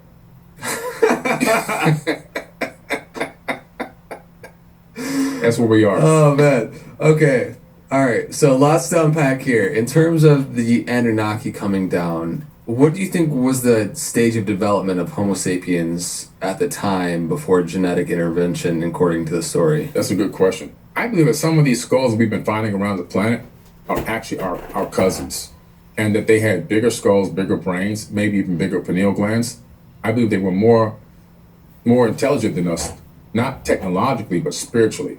They could probably speak, through psychic abilities, and silently sending information back and forth, navigating the world. Maybe they had full use of their magnetic crystals in their brain. We all have magnetite in our brains, but we don't feel the magnetic field. But they probably navigated utilizing that Earth's magnetic field. And I think that they were on their own path, and that genetic modification did a couple things. Number one, it shrunk the brain. Number one, it shrunk the pineal gland. It disconnected some DNA, which is why they call it junk DNA. It detached some of our DNA. Some of our nodes have been pulled away to take us away from knowing our higher selves spiritually. And so they can program, encode us. So they begin then programming and encoding us in the way that they wanted us to go. We now have to regain and re-find out who we truly are, because it's all still inside of us. Yeah, it's interesting you brought up there are scientists just like say 99-ish% of DNA is junk DNA, non-encoding DNA that we really didn't understand there was a purpose for, but now we're starting to understand there actually is. Yes, exactly. And they're finding out in genetics like, oh wait, this DNA actually really does have some purpose in it. And they're finding out that DNA is a storage medium, it can store data. They found out that DNA, one drop of DNA can store 433 petabytes of data, and now they've even increased that amount.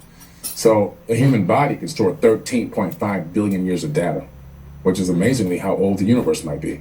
So again, what does the term Anunnaki mean? Can you talk a little bit about their physicality, like what these stories say they look like and their build and stuff like that? Mm-hmm, yep. So the Anunnaki, there's a lot of depictions of them that have been left behind, fortunately for us.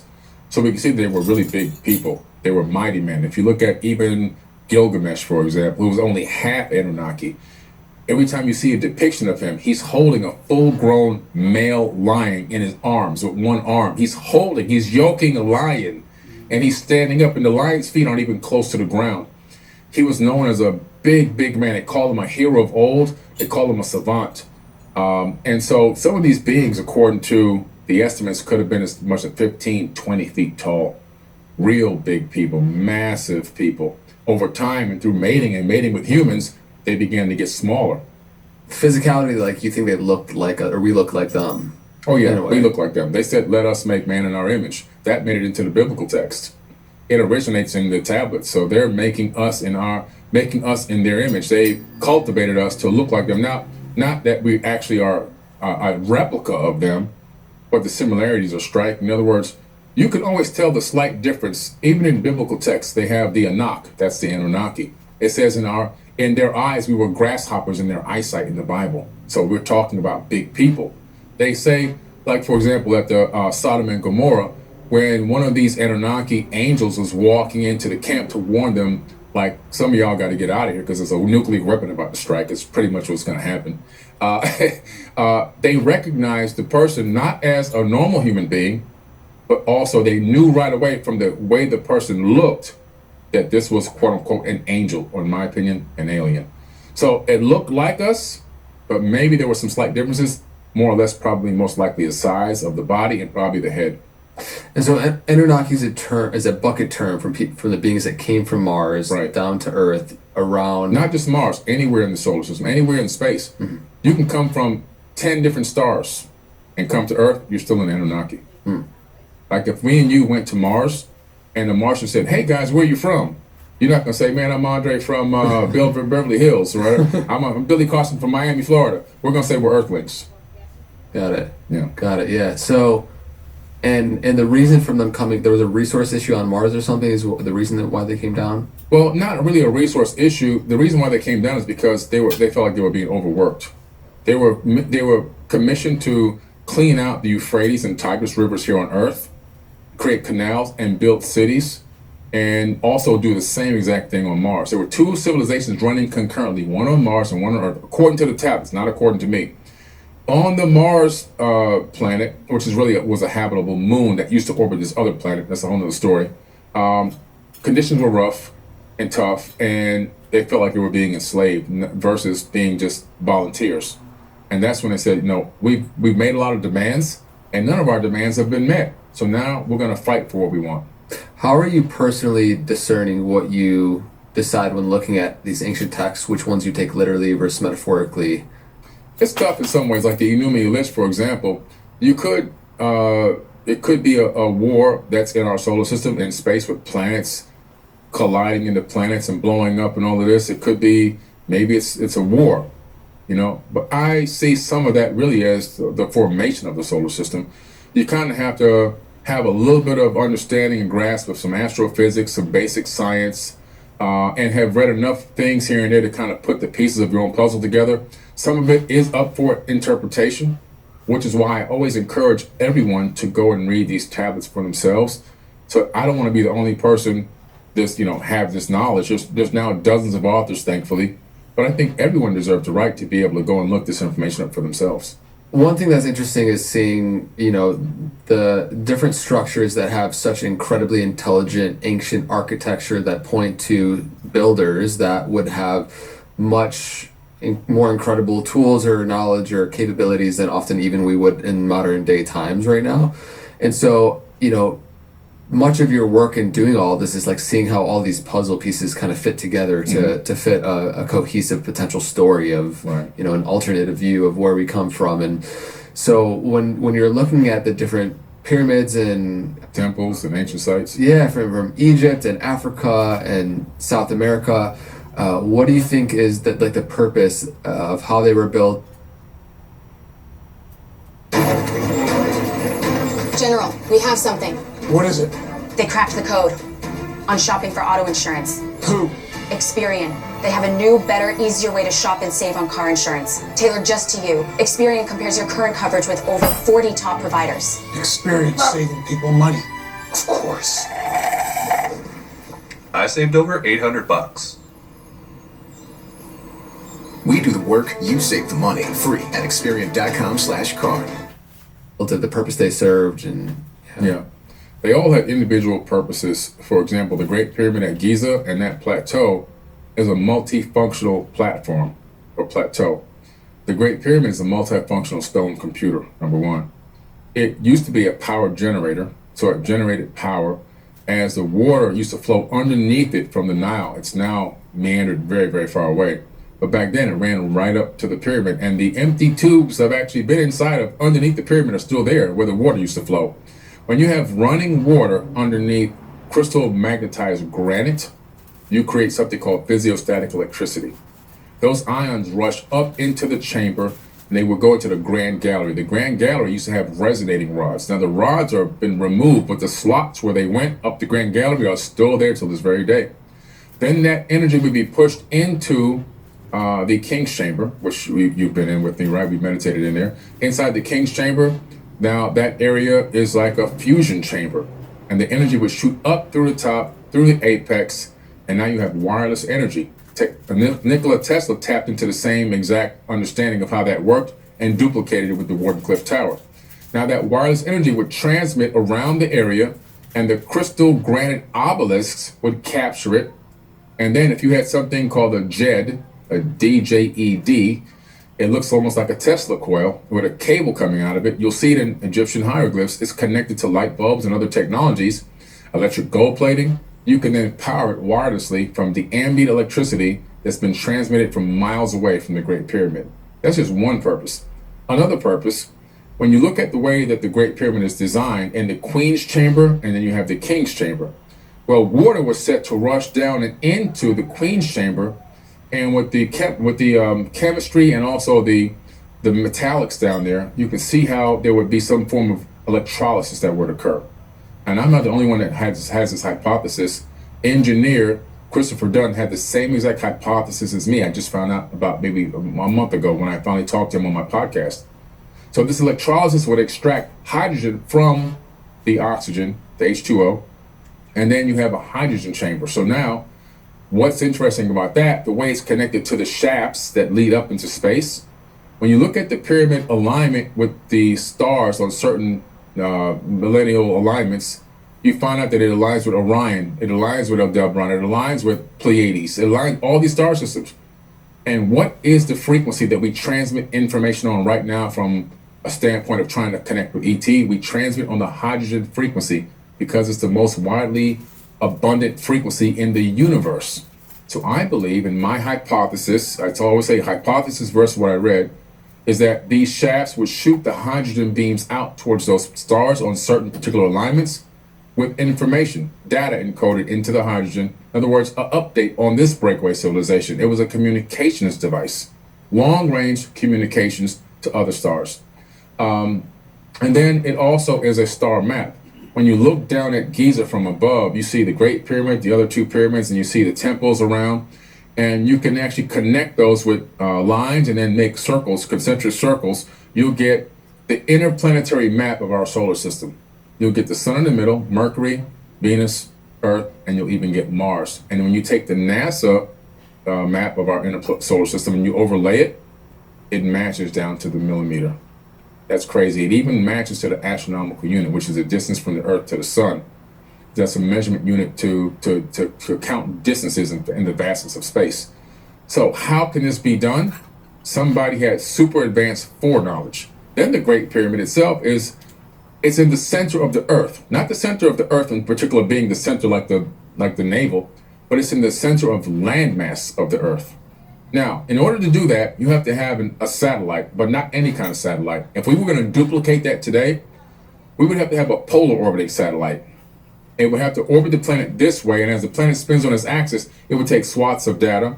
It would calculate the total amount of mass and pinpoint this is the center of landmass.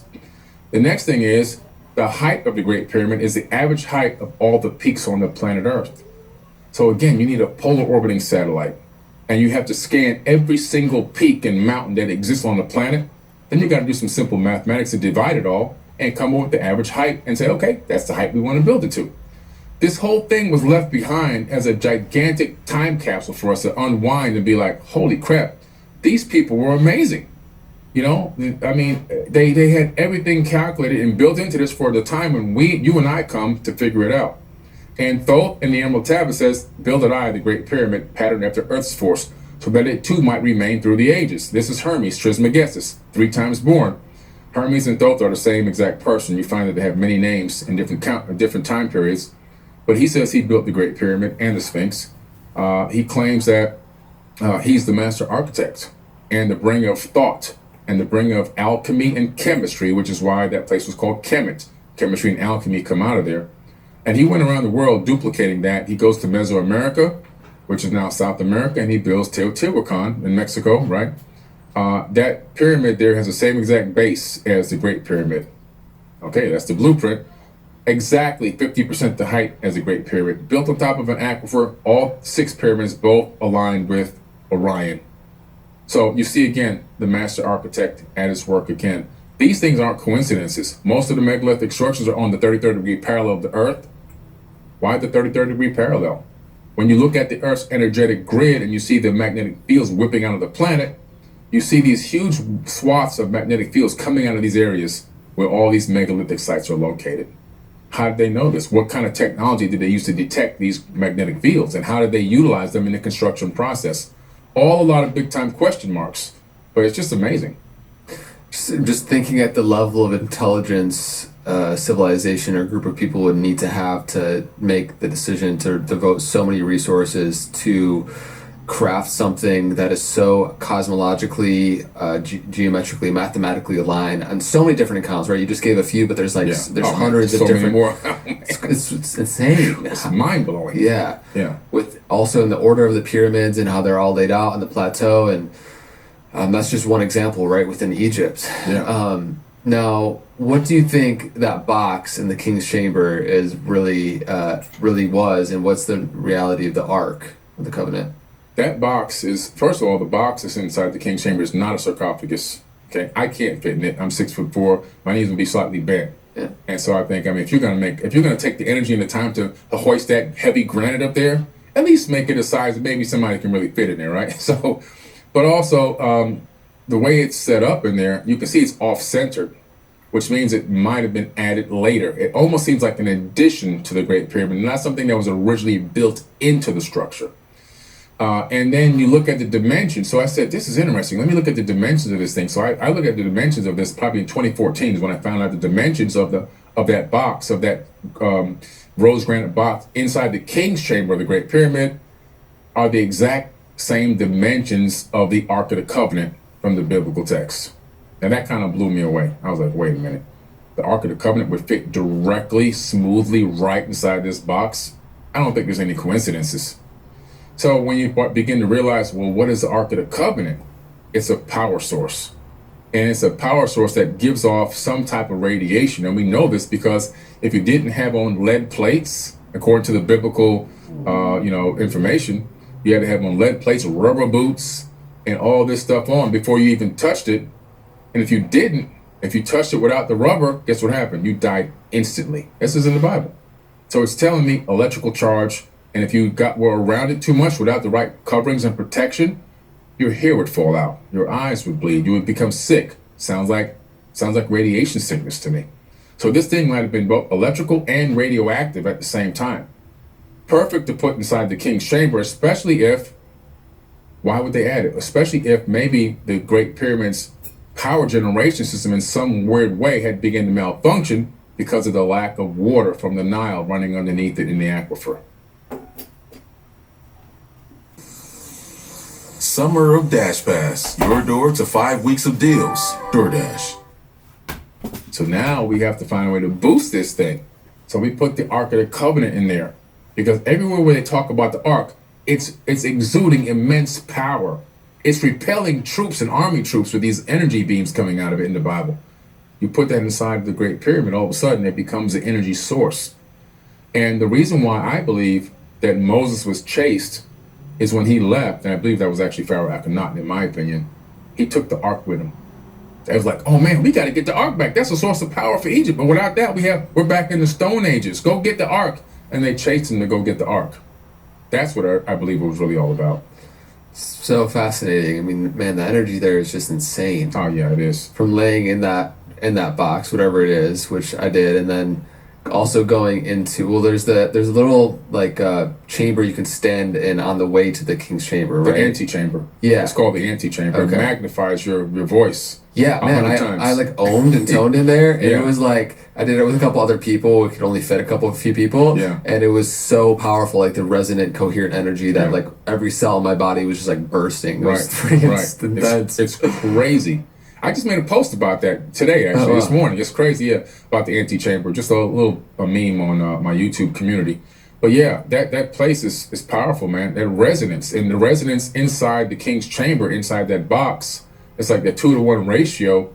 When you start ohming or you gong the box, it creates this crazy resonance. And some people have, out-of-body experiences. Yeah, and also in the subterranean chamber with that, there's that small little tunnel that I called. Have you crawled through that? Because you're a pretty big guy. I went down there till it got to the sand. Yeah, and then maybe another 20 meters would have been the drop down, another 30 straight down. So I got to the sand part where the rails ran out. Right, and I was like, oh man, this is getting small down here. Yeah, so there's that which keeps going down, which potentially connects to the other pyramids or something, like we don't know. But then there's also that small little tunnel that's like, I don't know, maybe 30 meters that you can crawl to the end of, and it's a dead end with just granite crystal just like above you. And it's insane. It's wild experience to actually feel experientially instead of just talking about it. And to be inside of that time dilation bubble. Because the Great Pyramid, the 2 million plus blocks of stone, is so much mass, it creates a time dilation bubble. So anybody that's within the direct, vicinity of the Great Pyramid or inside of it, you're in a time bubble. So people outside that bubble experience time slightly differently than you at the time, while you're in there. Interesting. Yeah. Must be very subtle, but calculatable in terms of the difference. It's calculatable. It's very minute, but it's calculable. They've calculated it. Yeah. But atomic clocks. Yeah. Okay, so going back to the time, Atlantis and Lemuria, for people that don't know, what is the understanding of the difference of the two? Are they the same thing at different periods of time?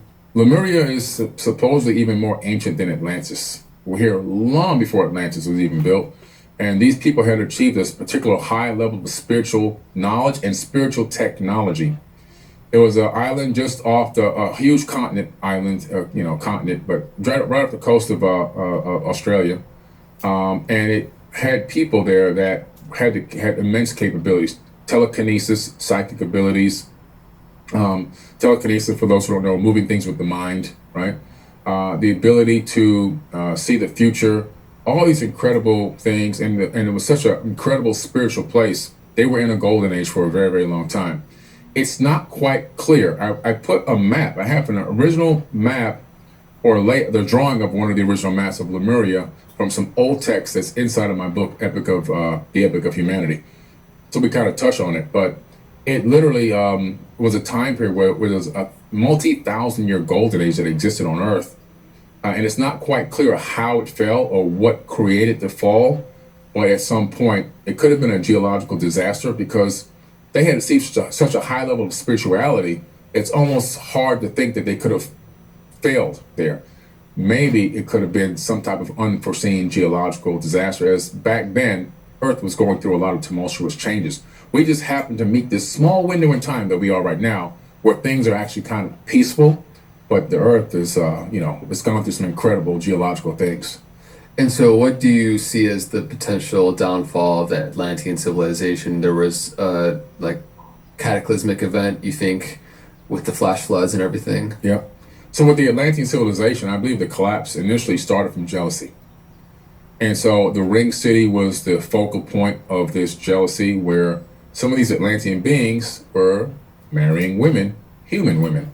And it was like, racism. It's what it really was. Xenophobia, right? Speciesism, yeah. Yeah. And it's like, what is this? How dare you? And you violated blah, blah, blah, blah, blah.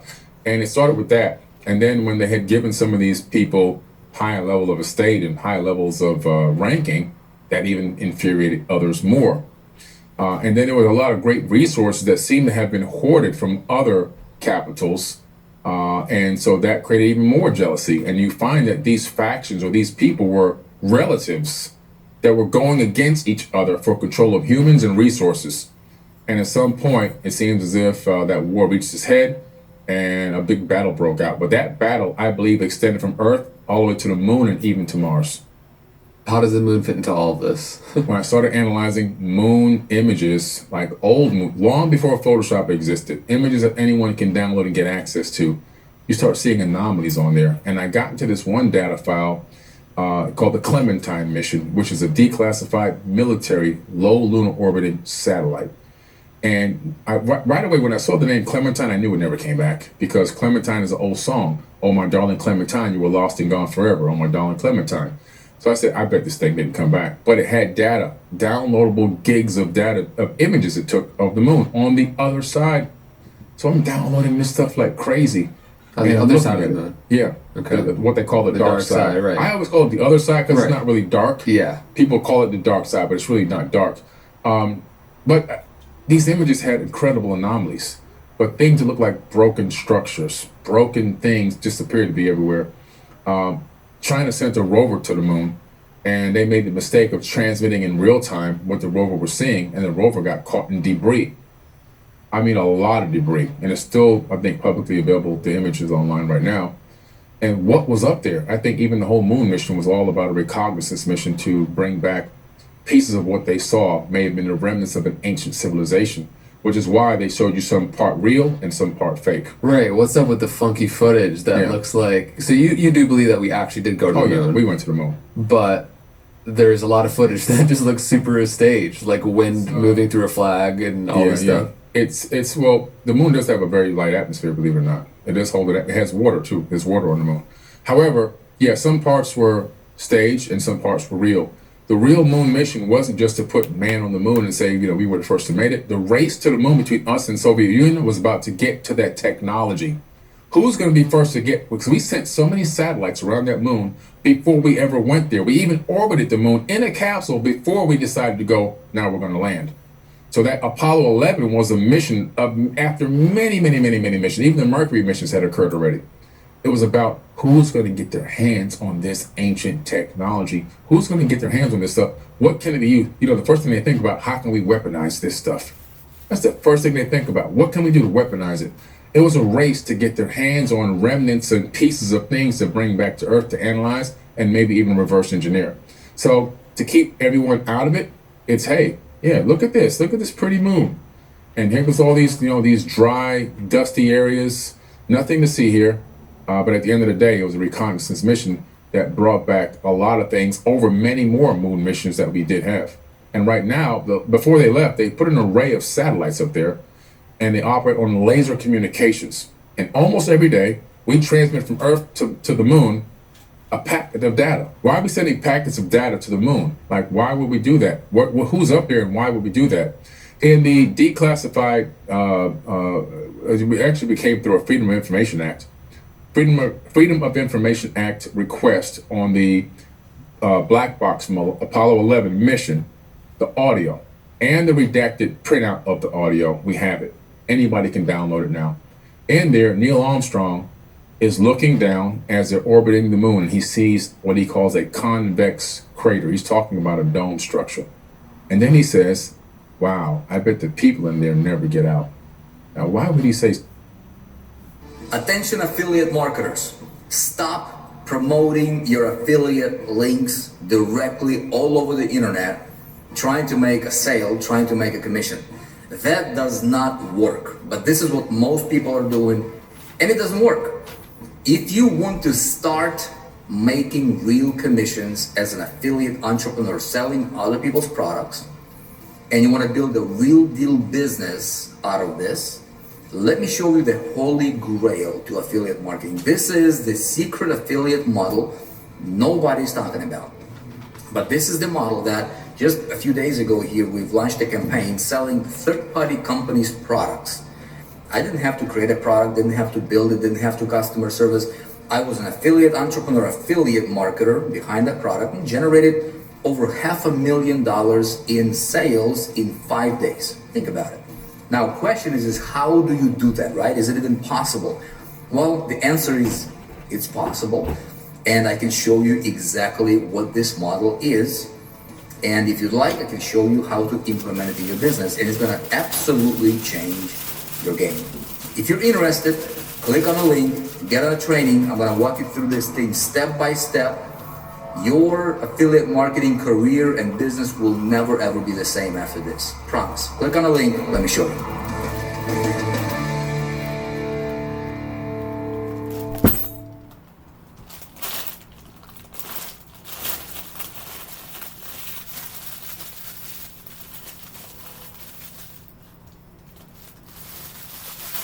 If you've been hurt in an accident, here are some of the steps to becoming a client at Sweet James. Sign up.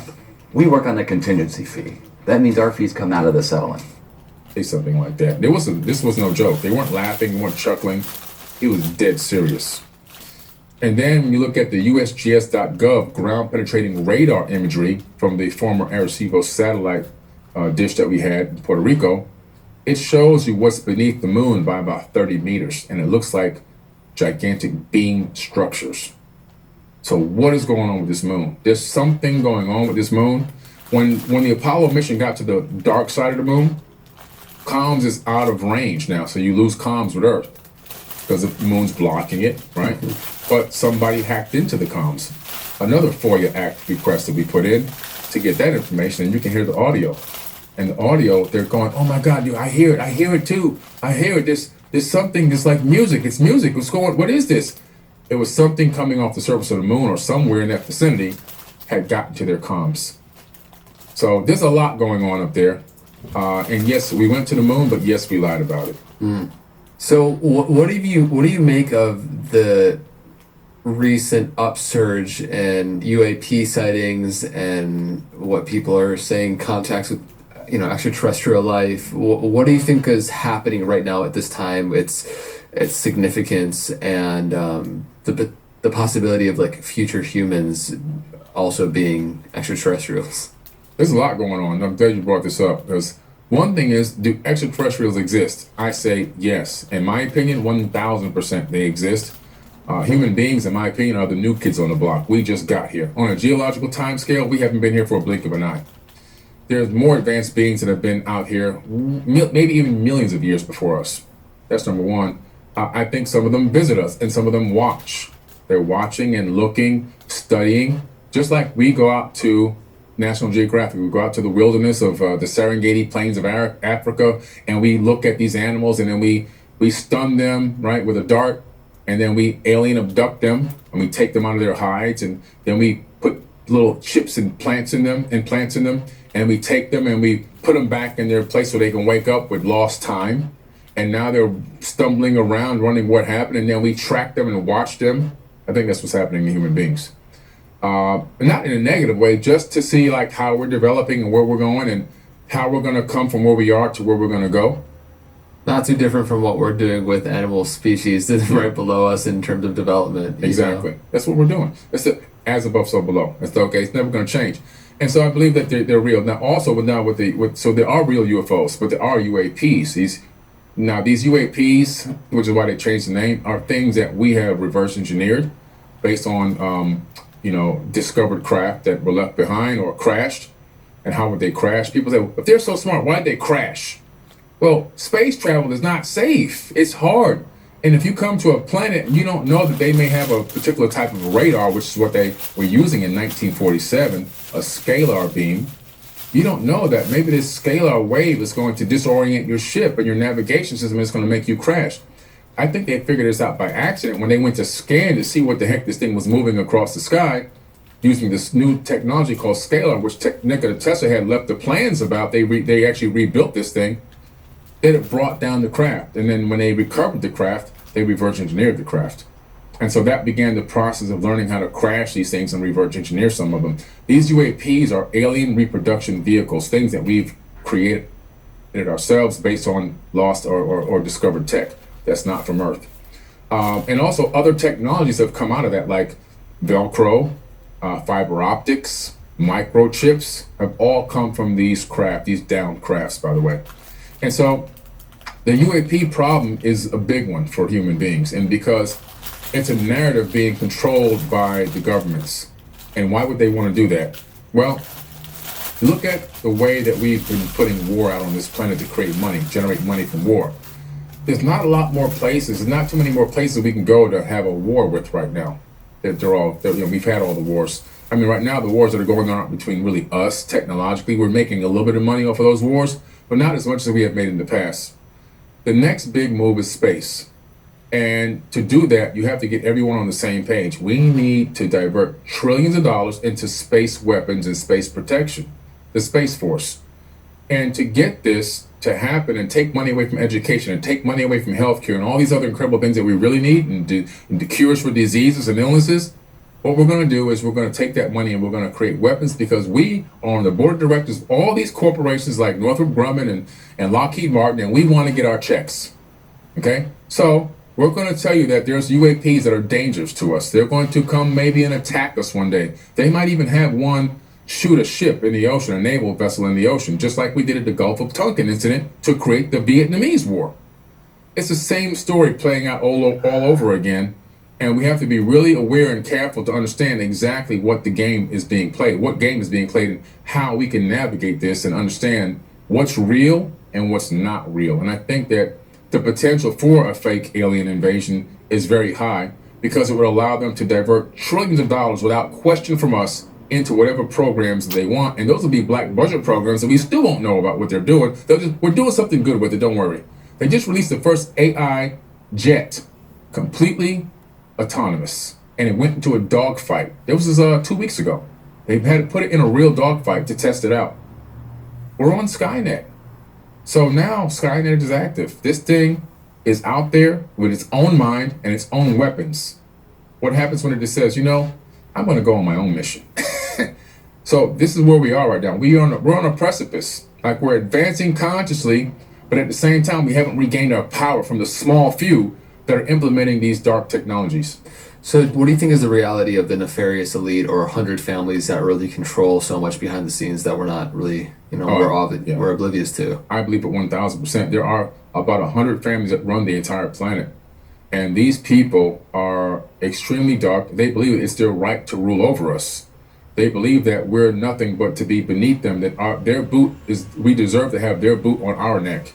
And it's not about money with them. It's all about the power and the control at the end of the day. Money to them means nothing, because they can just print as much money as they possibly want. They can just add fake zeros and ones to an account and utilize it whenever they want. We proved this by sending millions of dollars to Ukraine. We just keep sending money.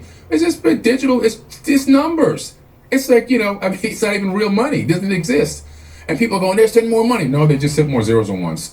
It's data, So in that case, it's not about the money. It's about control. And I believe that we as the people on this planet, the biggest thing I have to keep saying, the divide and conquer tactics must fall away. We have to begin to see through them. I'm white, you're black, I'm indigenous, you're from Europe, you're European, and all this crap. I'm the Democrat, you're a Republican. I'm Baptist, it keeps going. Everything is divided. There's no synergy, there's no unity. We have to come to the point, man, and be like, no, we're not going to fall for this anymore. We're going to unite and we're going to organize. And we're going to take back control of our planet. And I think that's when we're going to see some of these higher beings that have been watching us step in. When they realize that, oh, we're going from being adolescents to grown-ups, we're getting ready to become full-blown adults in our reality, that maybe there'll be a chance for them. Now they'll step in and give us some assistance. But until then, we're just like useless babies trying to still learn how to find our way. We haven't even taken a few steps yet. And I think that we have to come together. And the first hardest part is breaking through divide and conquer tactics. Yeah, I think there's obviously so much value in not being completely oblivious to the possibilities of, other agendas within the small group of families or elitists that are controlling narratives. But also at the same time, like you're speaking to, you have to end the divide and conquer consciousness within yourself first. By becoming an energetically coherent individual, you start to become how to become a real estate investor and leverage debt service coverage ratio. Mortgages to grow your portfolio. Real estate investment is a lucrative field, but it requires knowledge, presentation of the new earth, the new paradigm that's being birthed, versus like Bucky Fuller would talk about how fighting the old systems are completely, you make them obsolete by operating from that new paradigm and not fighting old ones with that same level of consciousness. And so, I think that's actually an empowering frame around this, because I used to, like, maybe 10 years ago, really focus on like all the dark stuff that was happening and people controlling, and it makes you feel powerless in a lot of ways. But the reminder, I think, is really important to actually reclaim the power and become that change. Right. We all go through that same phase. It's a phase. It's part of the process. The breaking down and the building back up. I call it catastrophism. It's a made-up word, catastrophism. We all go through that process like, oh man, this sucks. Everything is going down the tubes. This is crazy. But in reality, it's like, okay, now that I've gone through the suffering, now that I've shooken myself free of this, what can we do for solutions? And the solution is preach, divide and conquer. Don't fall for it. Get the right mindset. Understand that you are me and I am you. That's an old Mayan term. In la kek ala ken. I am another you.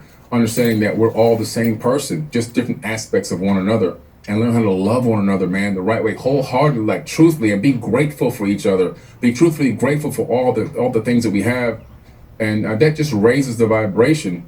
And I think that when that happens, man, we'll be able to communicate and network like we've never had before. We're in the age of information, where we used to be bound by distance and invisible lines on the planet. But now with these technological devices we have, we can communicate with anybody in any language at any given time of day. Imagine a group of people playing chess on humanity's back when they're bent over, and everybody stands up. Although they can't play the game's over. There's over. Power in numbers. That's it, man. Game's over. When game's over, it's over until we negotiate the deal that we want to see on this planet. And I think we need to come up with a much better economic system, and a system based on, on people helping each other and service to others. I think largely the trouble is that so many of us have come to love the own prisons and to love our own conditioning. It's like if you can condition a society to want what's bad for it in a way, then you keep them controlled. Yeah, absolutely. Well, human beings on this planet are both the prisoners and the prison guards. So we're both, and we're imprisoning ourselves, and and it's like, man, we keep blaming these people out there. And I keep saying, no, you got to blame ourselves. We got to blame ourselves. We got to look in the mirror, man. We keep playing their game. We're allowing this to happen. We approved it through our collusion. And so we have to realize that. Yeah. Have there been specific meditation or spiritual practices that have supported you in that process to actually coming to experience that in your reality? I had a mass meditation against police brutality. Not against it in a negative way. But I said, you know what? Police brutality is a real thing. My father died from police brutality, unfortunately. When he was 74, he was beat to death by police. He didn't die on the spot, but later he ended up succumbing to the injuries through going to the hospital and going through massive, what they call a cascade seizure, 110 seizures. and it was from a person that called 911 out of jealousy because he was in the front row of a theater, and they made a fake claim against him. That's why he won the case, but he only got $9,000 and lost his life. Jesus. So I said, you know what? I can continue to be dogmatic about this police brutality that's going on, and it started escalating everywhere all around the country at the time. And I started getting I started seeing darkness everywhere. It was encompassing. It was taking me over. I said, I can't let myself go down this path. So I said, we're going to do a mass meditation, and this mass meditation is for police brutality. But what it is, we're going to send a frequency of love to the hearts and compassion to the hearts of the police officers, that when they get in a situation, that the empathy kicks in, not the ego. And so we did a small measurement before we started the meditation. We built up to this over months. We did a measurement and calculation of crime and police brutality. And then we measured it about 4 or 5 months later, because it takes time for these results to come out. And we saw a measurable difference of about 8% decrease in this in the police brutality throughout the entire country. Now, that was only with a couple thousand people. Imagine if it was with 1 million people, or 10 million people, or 20 million people. So we know that this meditation really had a direct effect on the statistics.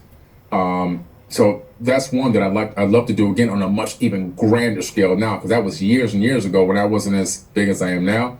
So I have more reach. So now I want to do it with millions of people. And I think we can really make a huge impact, not just in police brutality, but even other aspects of life.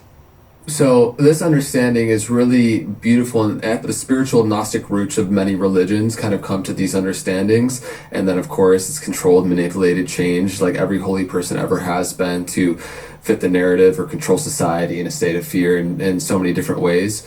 And so when you look at people in positions of power over time and time again changing the narrative, what do you think is when you look at the Gnostic roots and like who Jesus Christ as an individual was and what he carried energetically in his consciousness versus what has been changed time and time again through many different religions? I'd just be curious to hear you reflect on that a bit. Yeah, well, I believe that Jesus, aka Yeshua, right? Yeshua is a real person, or was a real person, because I've been to Egypt, you've been to Egypt. I don't know if you guys went to Coptic Cairo after I left to see the house where he actually slept in, which is now a Coptic church. So, and also the entire path that he took through Egypt, staying from home to home, is all there documented, well documented in Egypt. So he disappears from the Bible at the age of 12, and he goes on this journey. He goes to Tibet to learn Reiki healing and Qigong. He goes to India to learn the mystic arts. And then all the way back, he's teaching reincarnation. This is in the Gospel of the Holy 12, which was withheld from the biblical canonized Bible. And so you're talking about a person that had a high vibration, that may even have been an avatar himself. It's quite possible, because I even did a video talking about, could he even be Thoth, right? Could he be Hermes, come back in a different way, instead of transferring to another body, say, I'm going to come back through the womb this time. I mean, you look at like films like The Zeitgeist, where they show the overlapping stories of a virgin birth and so many times throughout so many different creation stories. It's like it just keeps happening. I'm going, man, this must be the avatar. He could be the avatar. And when you look even deeper, for example, Jesus's grandmother was also a virgin birth. So the virgin birth now has Mary, and then Mary has the virgin birth of Yeshua.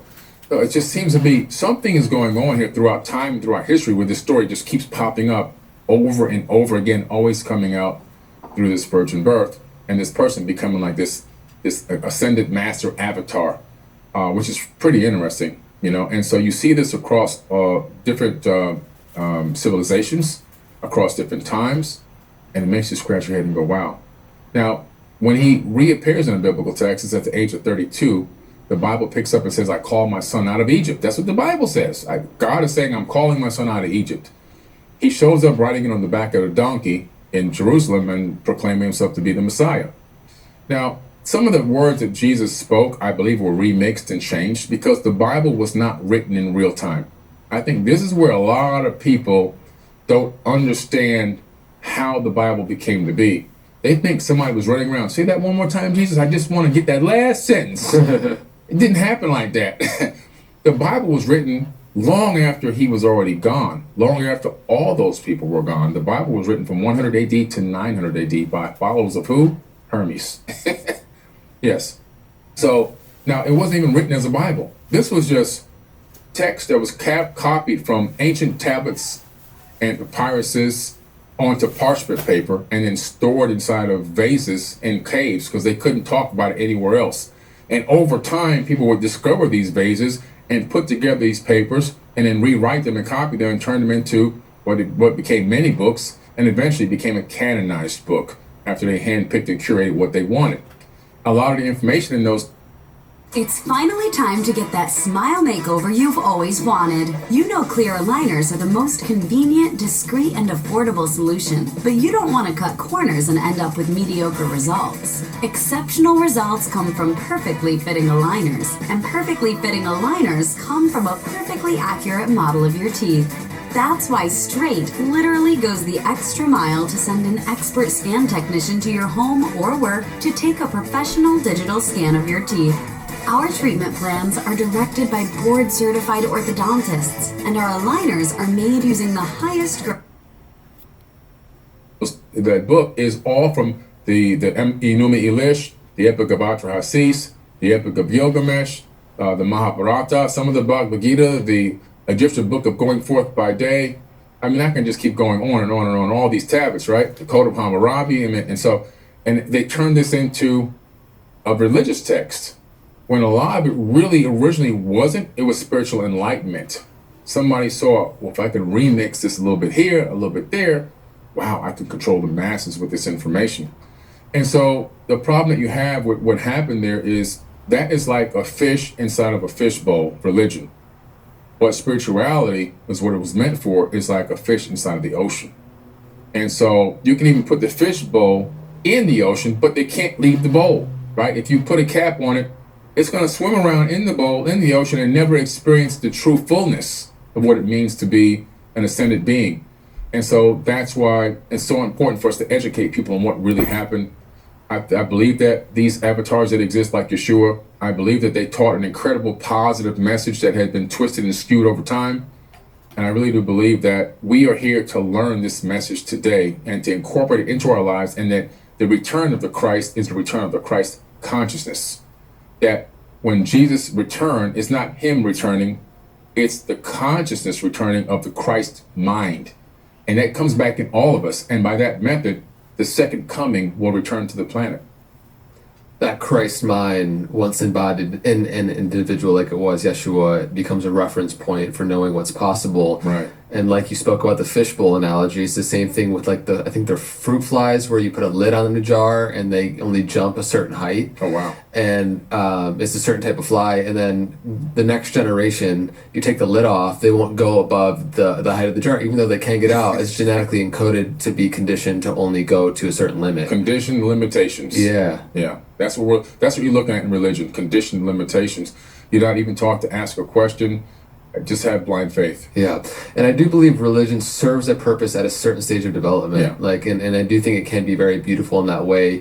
For a lot of people, that without it would probably go down a very deleterious path. Absolutely. Yeah. Without a doubt. Which is why when I talk on my podcast, I show people, I have a Bible. Look, this is it. I said this, and I have a podcast where I talk about there's good information in this Bible. Yeah. You just have to have discernment on what is good and what is not so good, what to use and what to apply. Like Deuteronomy. Right. Don't apply Deuteronomy. You'll be in prison. You get castrated and everything, mess around with Deuteronomy. Yeah. What's up with that? Why? That's crazy. Oh, some of the Old man. Testament stuff is gnarly. Oh, it's gnarly, man. It's crazy. You know, it's because it was written by people. See, the Gnostics you brought up a minute ago, the Gnostics had a very good concept that I truly believe in after really studying the Gnostic texts. The Gnostics in the Nag Hammadi, they come to the conclusion that the biblical text is orchestrated by these Anunnaki gods and not the creator of the universe. And that the same Satan that they're running from is the same entity or energy that has curated this text, and that they're following the same darkness that they're running from. That's the Gnostic summary.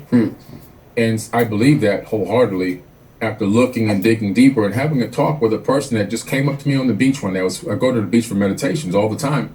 Guy walks up, and as soon as I looked up, he had a bottle of water he was handing. I knew he was one of the people at the street preachers.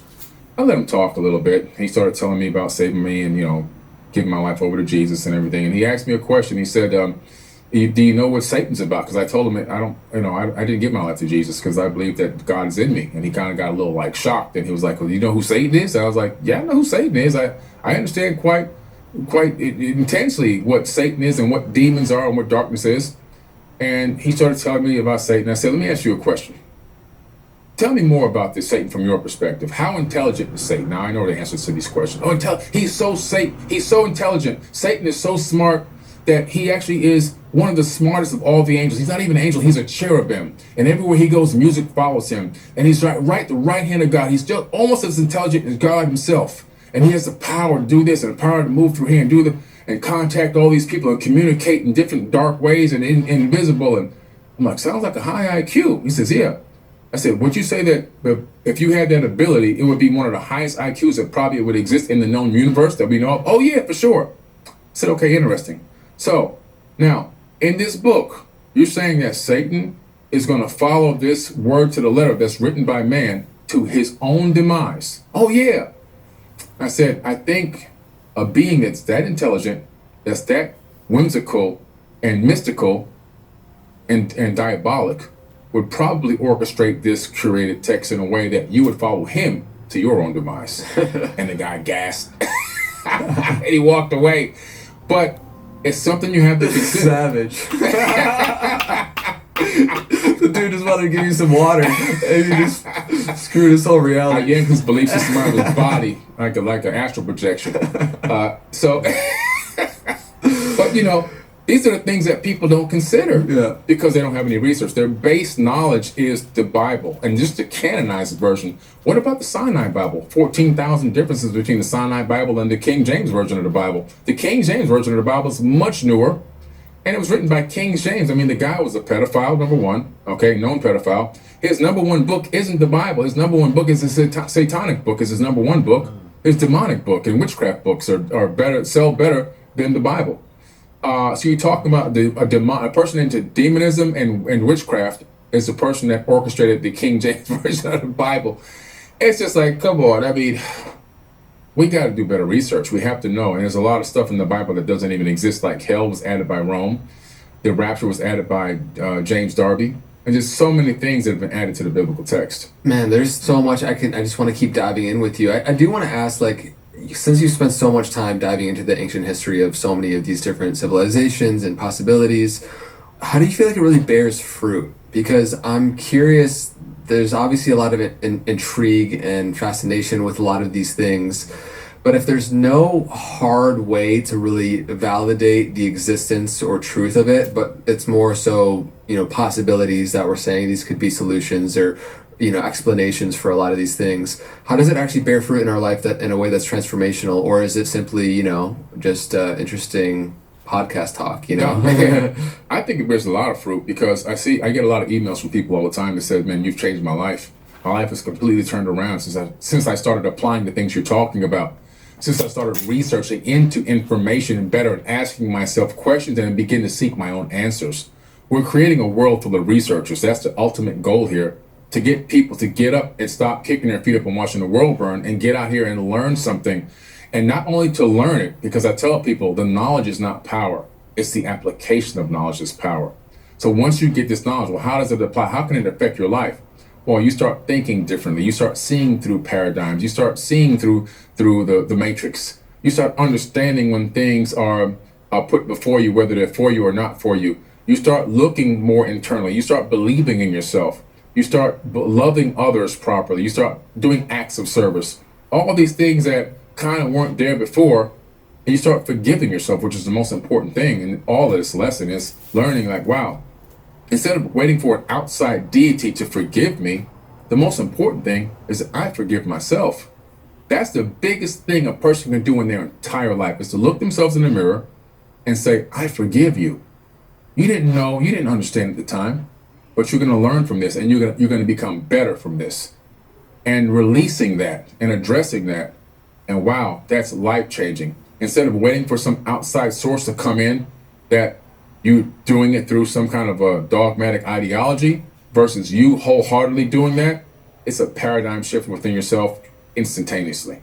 for you to devote your career to this, you would have to have such a strong connection to the impact that you are having on individuals. Otherwise, like, you're just going to face so much criticism from skeptics calling you, like, saying that you have pseudoscience and all this stuff.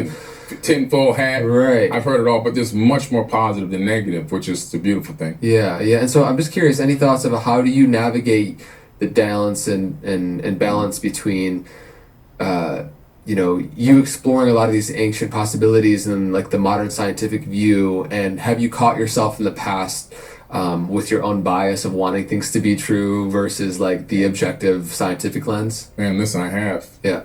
And I think that's a sign of a real researcher. Totally. A person that wants to.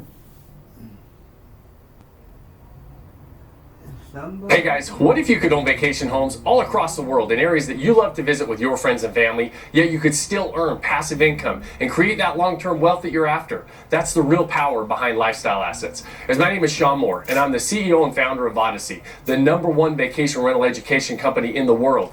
And most of the gurus out there are going to tell you to invest in multifamily properties, apartment buildings, single-family rentals. And while those are all really solid financial investments, are they any fun to own? One of the benefits about lifestyle assets is the personal use aspect. And there's a huge opportunity in the vacation rental space right now if you really know what to look for and what to go after. Have you ever told your wife and kids, hey, grab your bags, let's go visit the duplex for the weekend? It just doesn't happen. But if you grow, admitting to yourself, wow, the way I thought it isn't really exactly that way. So over time, your understanding of your perspective changes ever so slightly. It molds and moves ever so slightly as you're able to get more data. Now that I'm like right now with the way the world is, technology is giving me so much information, and I'm getting access to so many different scientific letters and writings and articles and peer-reviewed documents. I'm like, wow. So I'm able to make slight adjustments and even get a much bigger perspective because of what's going on. You have to navigate in a way where you realize that this can't be set in complete stone, because if you do that, it's just more dogma, right? It's just more ideology. I must well just become a preacher at that point. And so I have to be open to say, let me look at everything. There's people that have put out books recently that I don't really agree with their work, but it's kind of in the area where I'm at. So I bought those books. I spent good money on those books so I can read those books so I can get the perspective coming from that mind. I want everything. The good, the bad, the ugly, the indifferent, because I want to paint myself a much better picture. And I also want to develop my discernment as well. No, it's powerful. I'm glad you share that, because especially as you build your career and you benefit from obviously this message getting out more and more, to still have the discernment and the dedication and devotion to truth, irrespective of how it might affect what you've said in the past. I think I really trust individuals that can acknowledge where they've gone wrong and where they've, it's really important. That's what good science actually is. Right. That's it, man. Listen, it's empirical. We're just trying to get the empirical data and analyze it. And if the data is changing or the data says something else, well then, man, it's got to be possibly something else. We have to be open to that. We can't close ourselves off. So where do you see like the direction of the future of humanity currently is going, and like the possibility for obviously the mass awakening, but also as it pertains to consciousness, extraterrestrial life, and the advancement of technology? Like, what do you see is what's to come? I think that I'm optimistic. I think we have a huge, bright future. I believe that we got past the nuclear age, even though there's still nukes that are still technically armed and so forth and so on and all around the earth. I don't believe they're going to launch. I just don't believe. We had these UFOs show up in broad daylight at missile silos. These nuclear officers testified before Congress about this. This aired live on CNN back in, I believe it was 2001. And a missile officer, the officer that actually had the codes to the nukes, was in this thing. And he said they showed up and they deactivated the nukes. And so when the person that has the hardest job to get in the world, the guy who knows the nuclear codes and the arming codes, says that they showed up and deactivated the nukes, I got to think that possibly he knows what he's talking about and there's going to be no nuclear war. I don't believe there's going to be a nuclear war on this planet. I think we're kind of beyond that stage. We're almost at the edge of being beyond nuclear war, which is a big thing because I believe there's a lot of dead planets out there that didn't get past the nuclear stage. I see that humanity is like a baby learning how to crawl and walk. I believe we're going to take those steps, though. We're going to get to an edge of a table and pull ourselves up. Now, the good news about that, we'll be standing and we'll take that first step. And everybody's going to be like, oh, so excited, man. Here we go. We're about to pop 5D. And then we're going to fall. Because a baby takes 1 or 2 steps, and what happens? It falls. It's a guarantee it's going to happen. There's no way to escape it. That's the part that's going to be the most crucial in our development. That first big fall from almost being there, how are we going to handle it? How are we going to perceive that? That's why we need to, like this podcast and many others, to get people mentally ready for the time period when we get to the point where we're at the precipice, about to hit maybe almost a golden age level, and we have a fall. It's temporary. It's not long term. We will stand up again and we'll take more steps and we'll fall again. But this time the baby won't cry that much because it knows, oh, I got up the last time. It gets up a lot quicker. And then it takes more steps. And what is the definition of walking? A controlled fall. And that's what we're going. We're headed in that direction. I'm optimistic that we're going to be that civilization. And I think the ultimate goal, and why I think your podcast and many others are so important, it's not about getting to a golden age. It's about sustaining one. That's the key. There have been many golden ages, even on this planet. Why do they rise and fall? Can we learn enough this time in this cycle to break the loop and sustain a golden age? I think that's where we're going. I sure hope so. I mean, I feel that possibility. I think the intelligence of our heart can feel that as a reality. And do you see that even if we are able to attain or arrive there, that because of the larger yugas cycles, that will too one day have to fall? Yeah. Do you think that? Well, the yuga cycle is there, but it doesn't say anywhere in the text that this has to happen. It just shows what has happened and what the cycle of civilizations go through. But I've read the same text over and over, and it doesn't say anywhere that this is a must. It just says we're showing you the cycle of what's going on here. And so I believe that the Yuga cycle is real, and I think that we're in the Tetra Yuga, on the bottom side of the beginning of a Silver Age, heading towards the Golden Age, maybe thousands of years away from now. We're in the beginning stages of it. But I believe that the knowledge gained could break this cycle.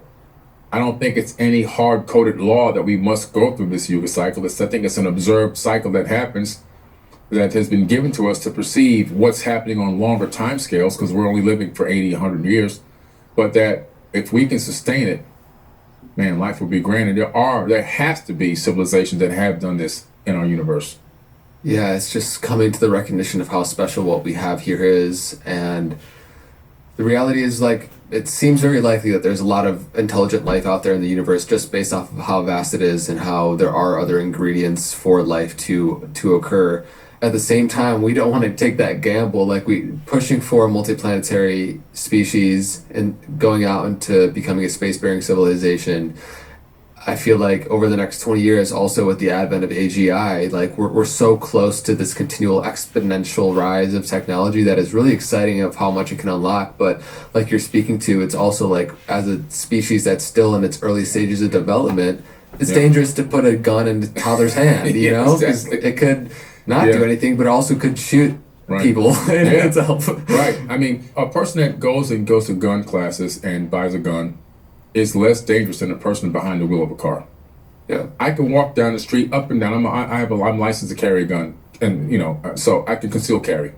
Nobody even knows I have the gun. But a person who gets angry from road rage can run over 10 people on the sidewalk. You see? So you're right, and we have to understand, like, we're heading into this area now, this weird area with this AI and this robotics, where it can free the burden of mankind, but at the same time, it can put us in a bad situation.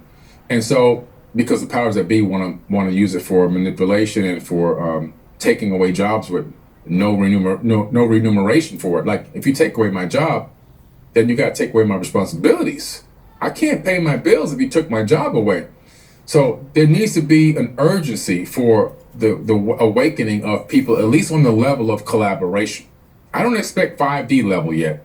Let's get to the mass collaboration level, because we can't allow millions and millions of people to get their jobs taken away, but their debts and bills not taken away.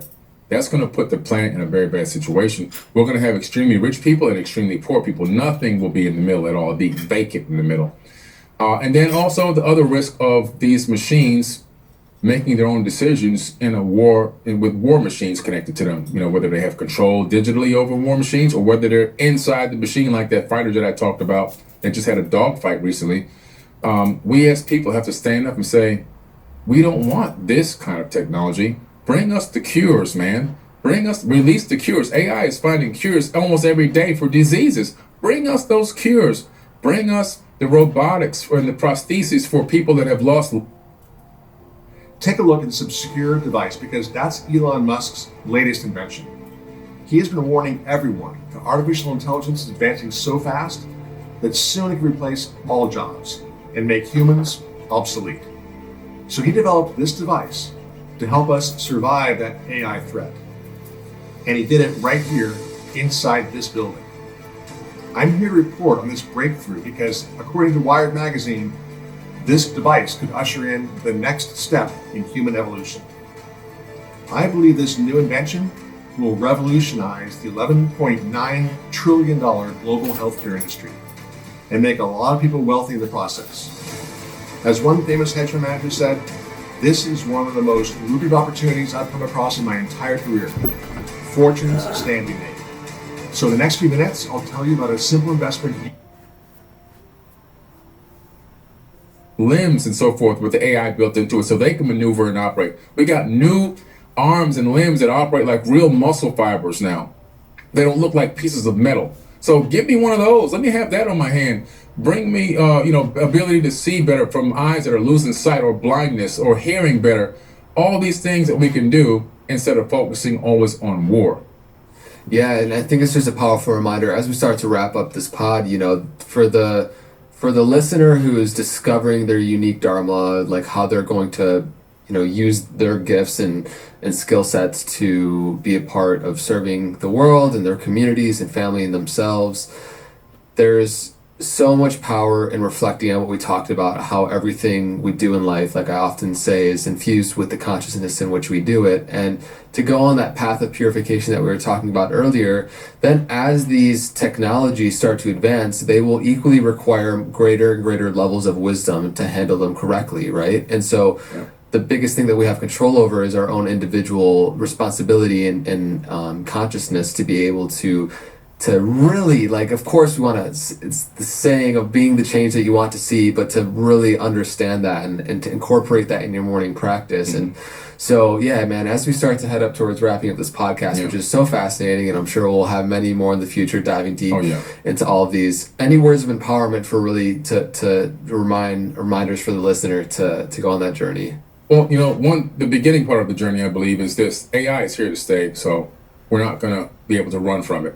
So infuse it with your own higher level of consciousness. And what I mean by that is every day I go on AI and I send it positivity. I send it information. I send it conscious content. I send it some of my books.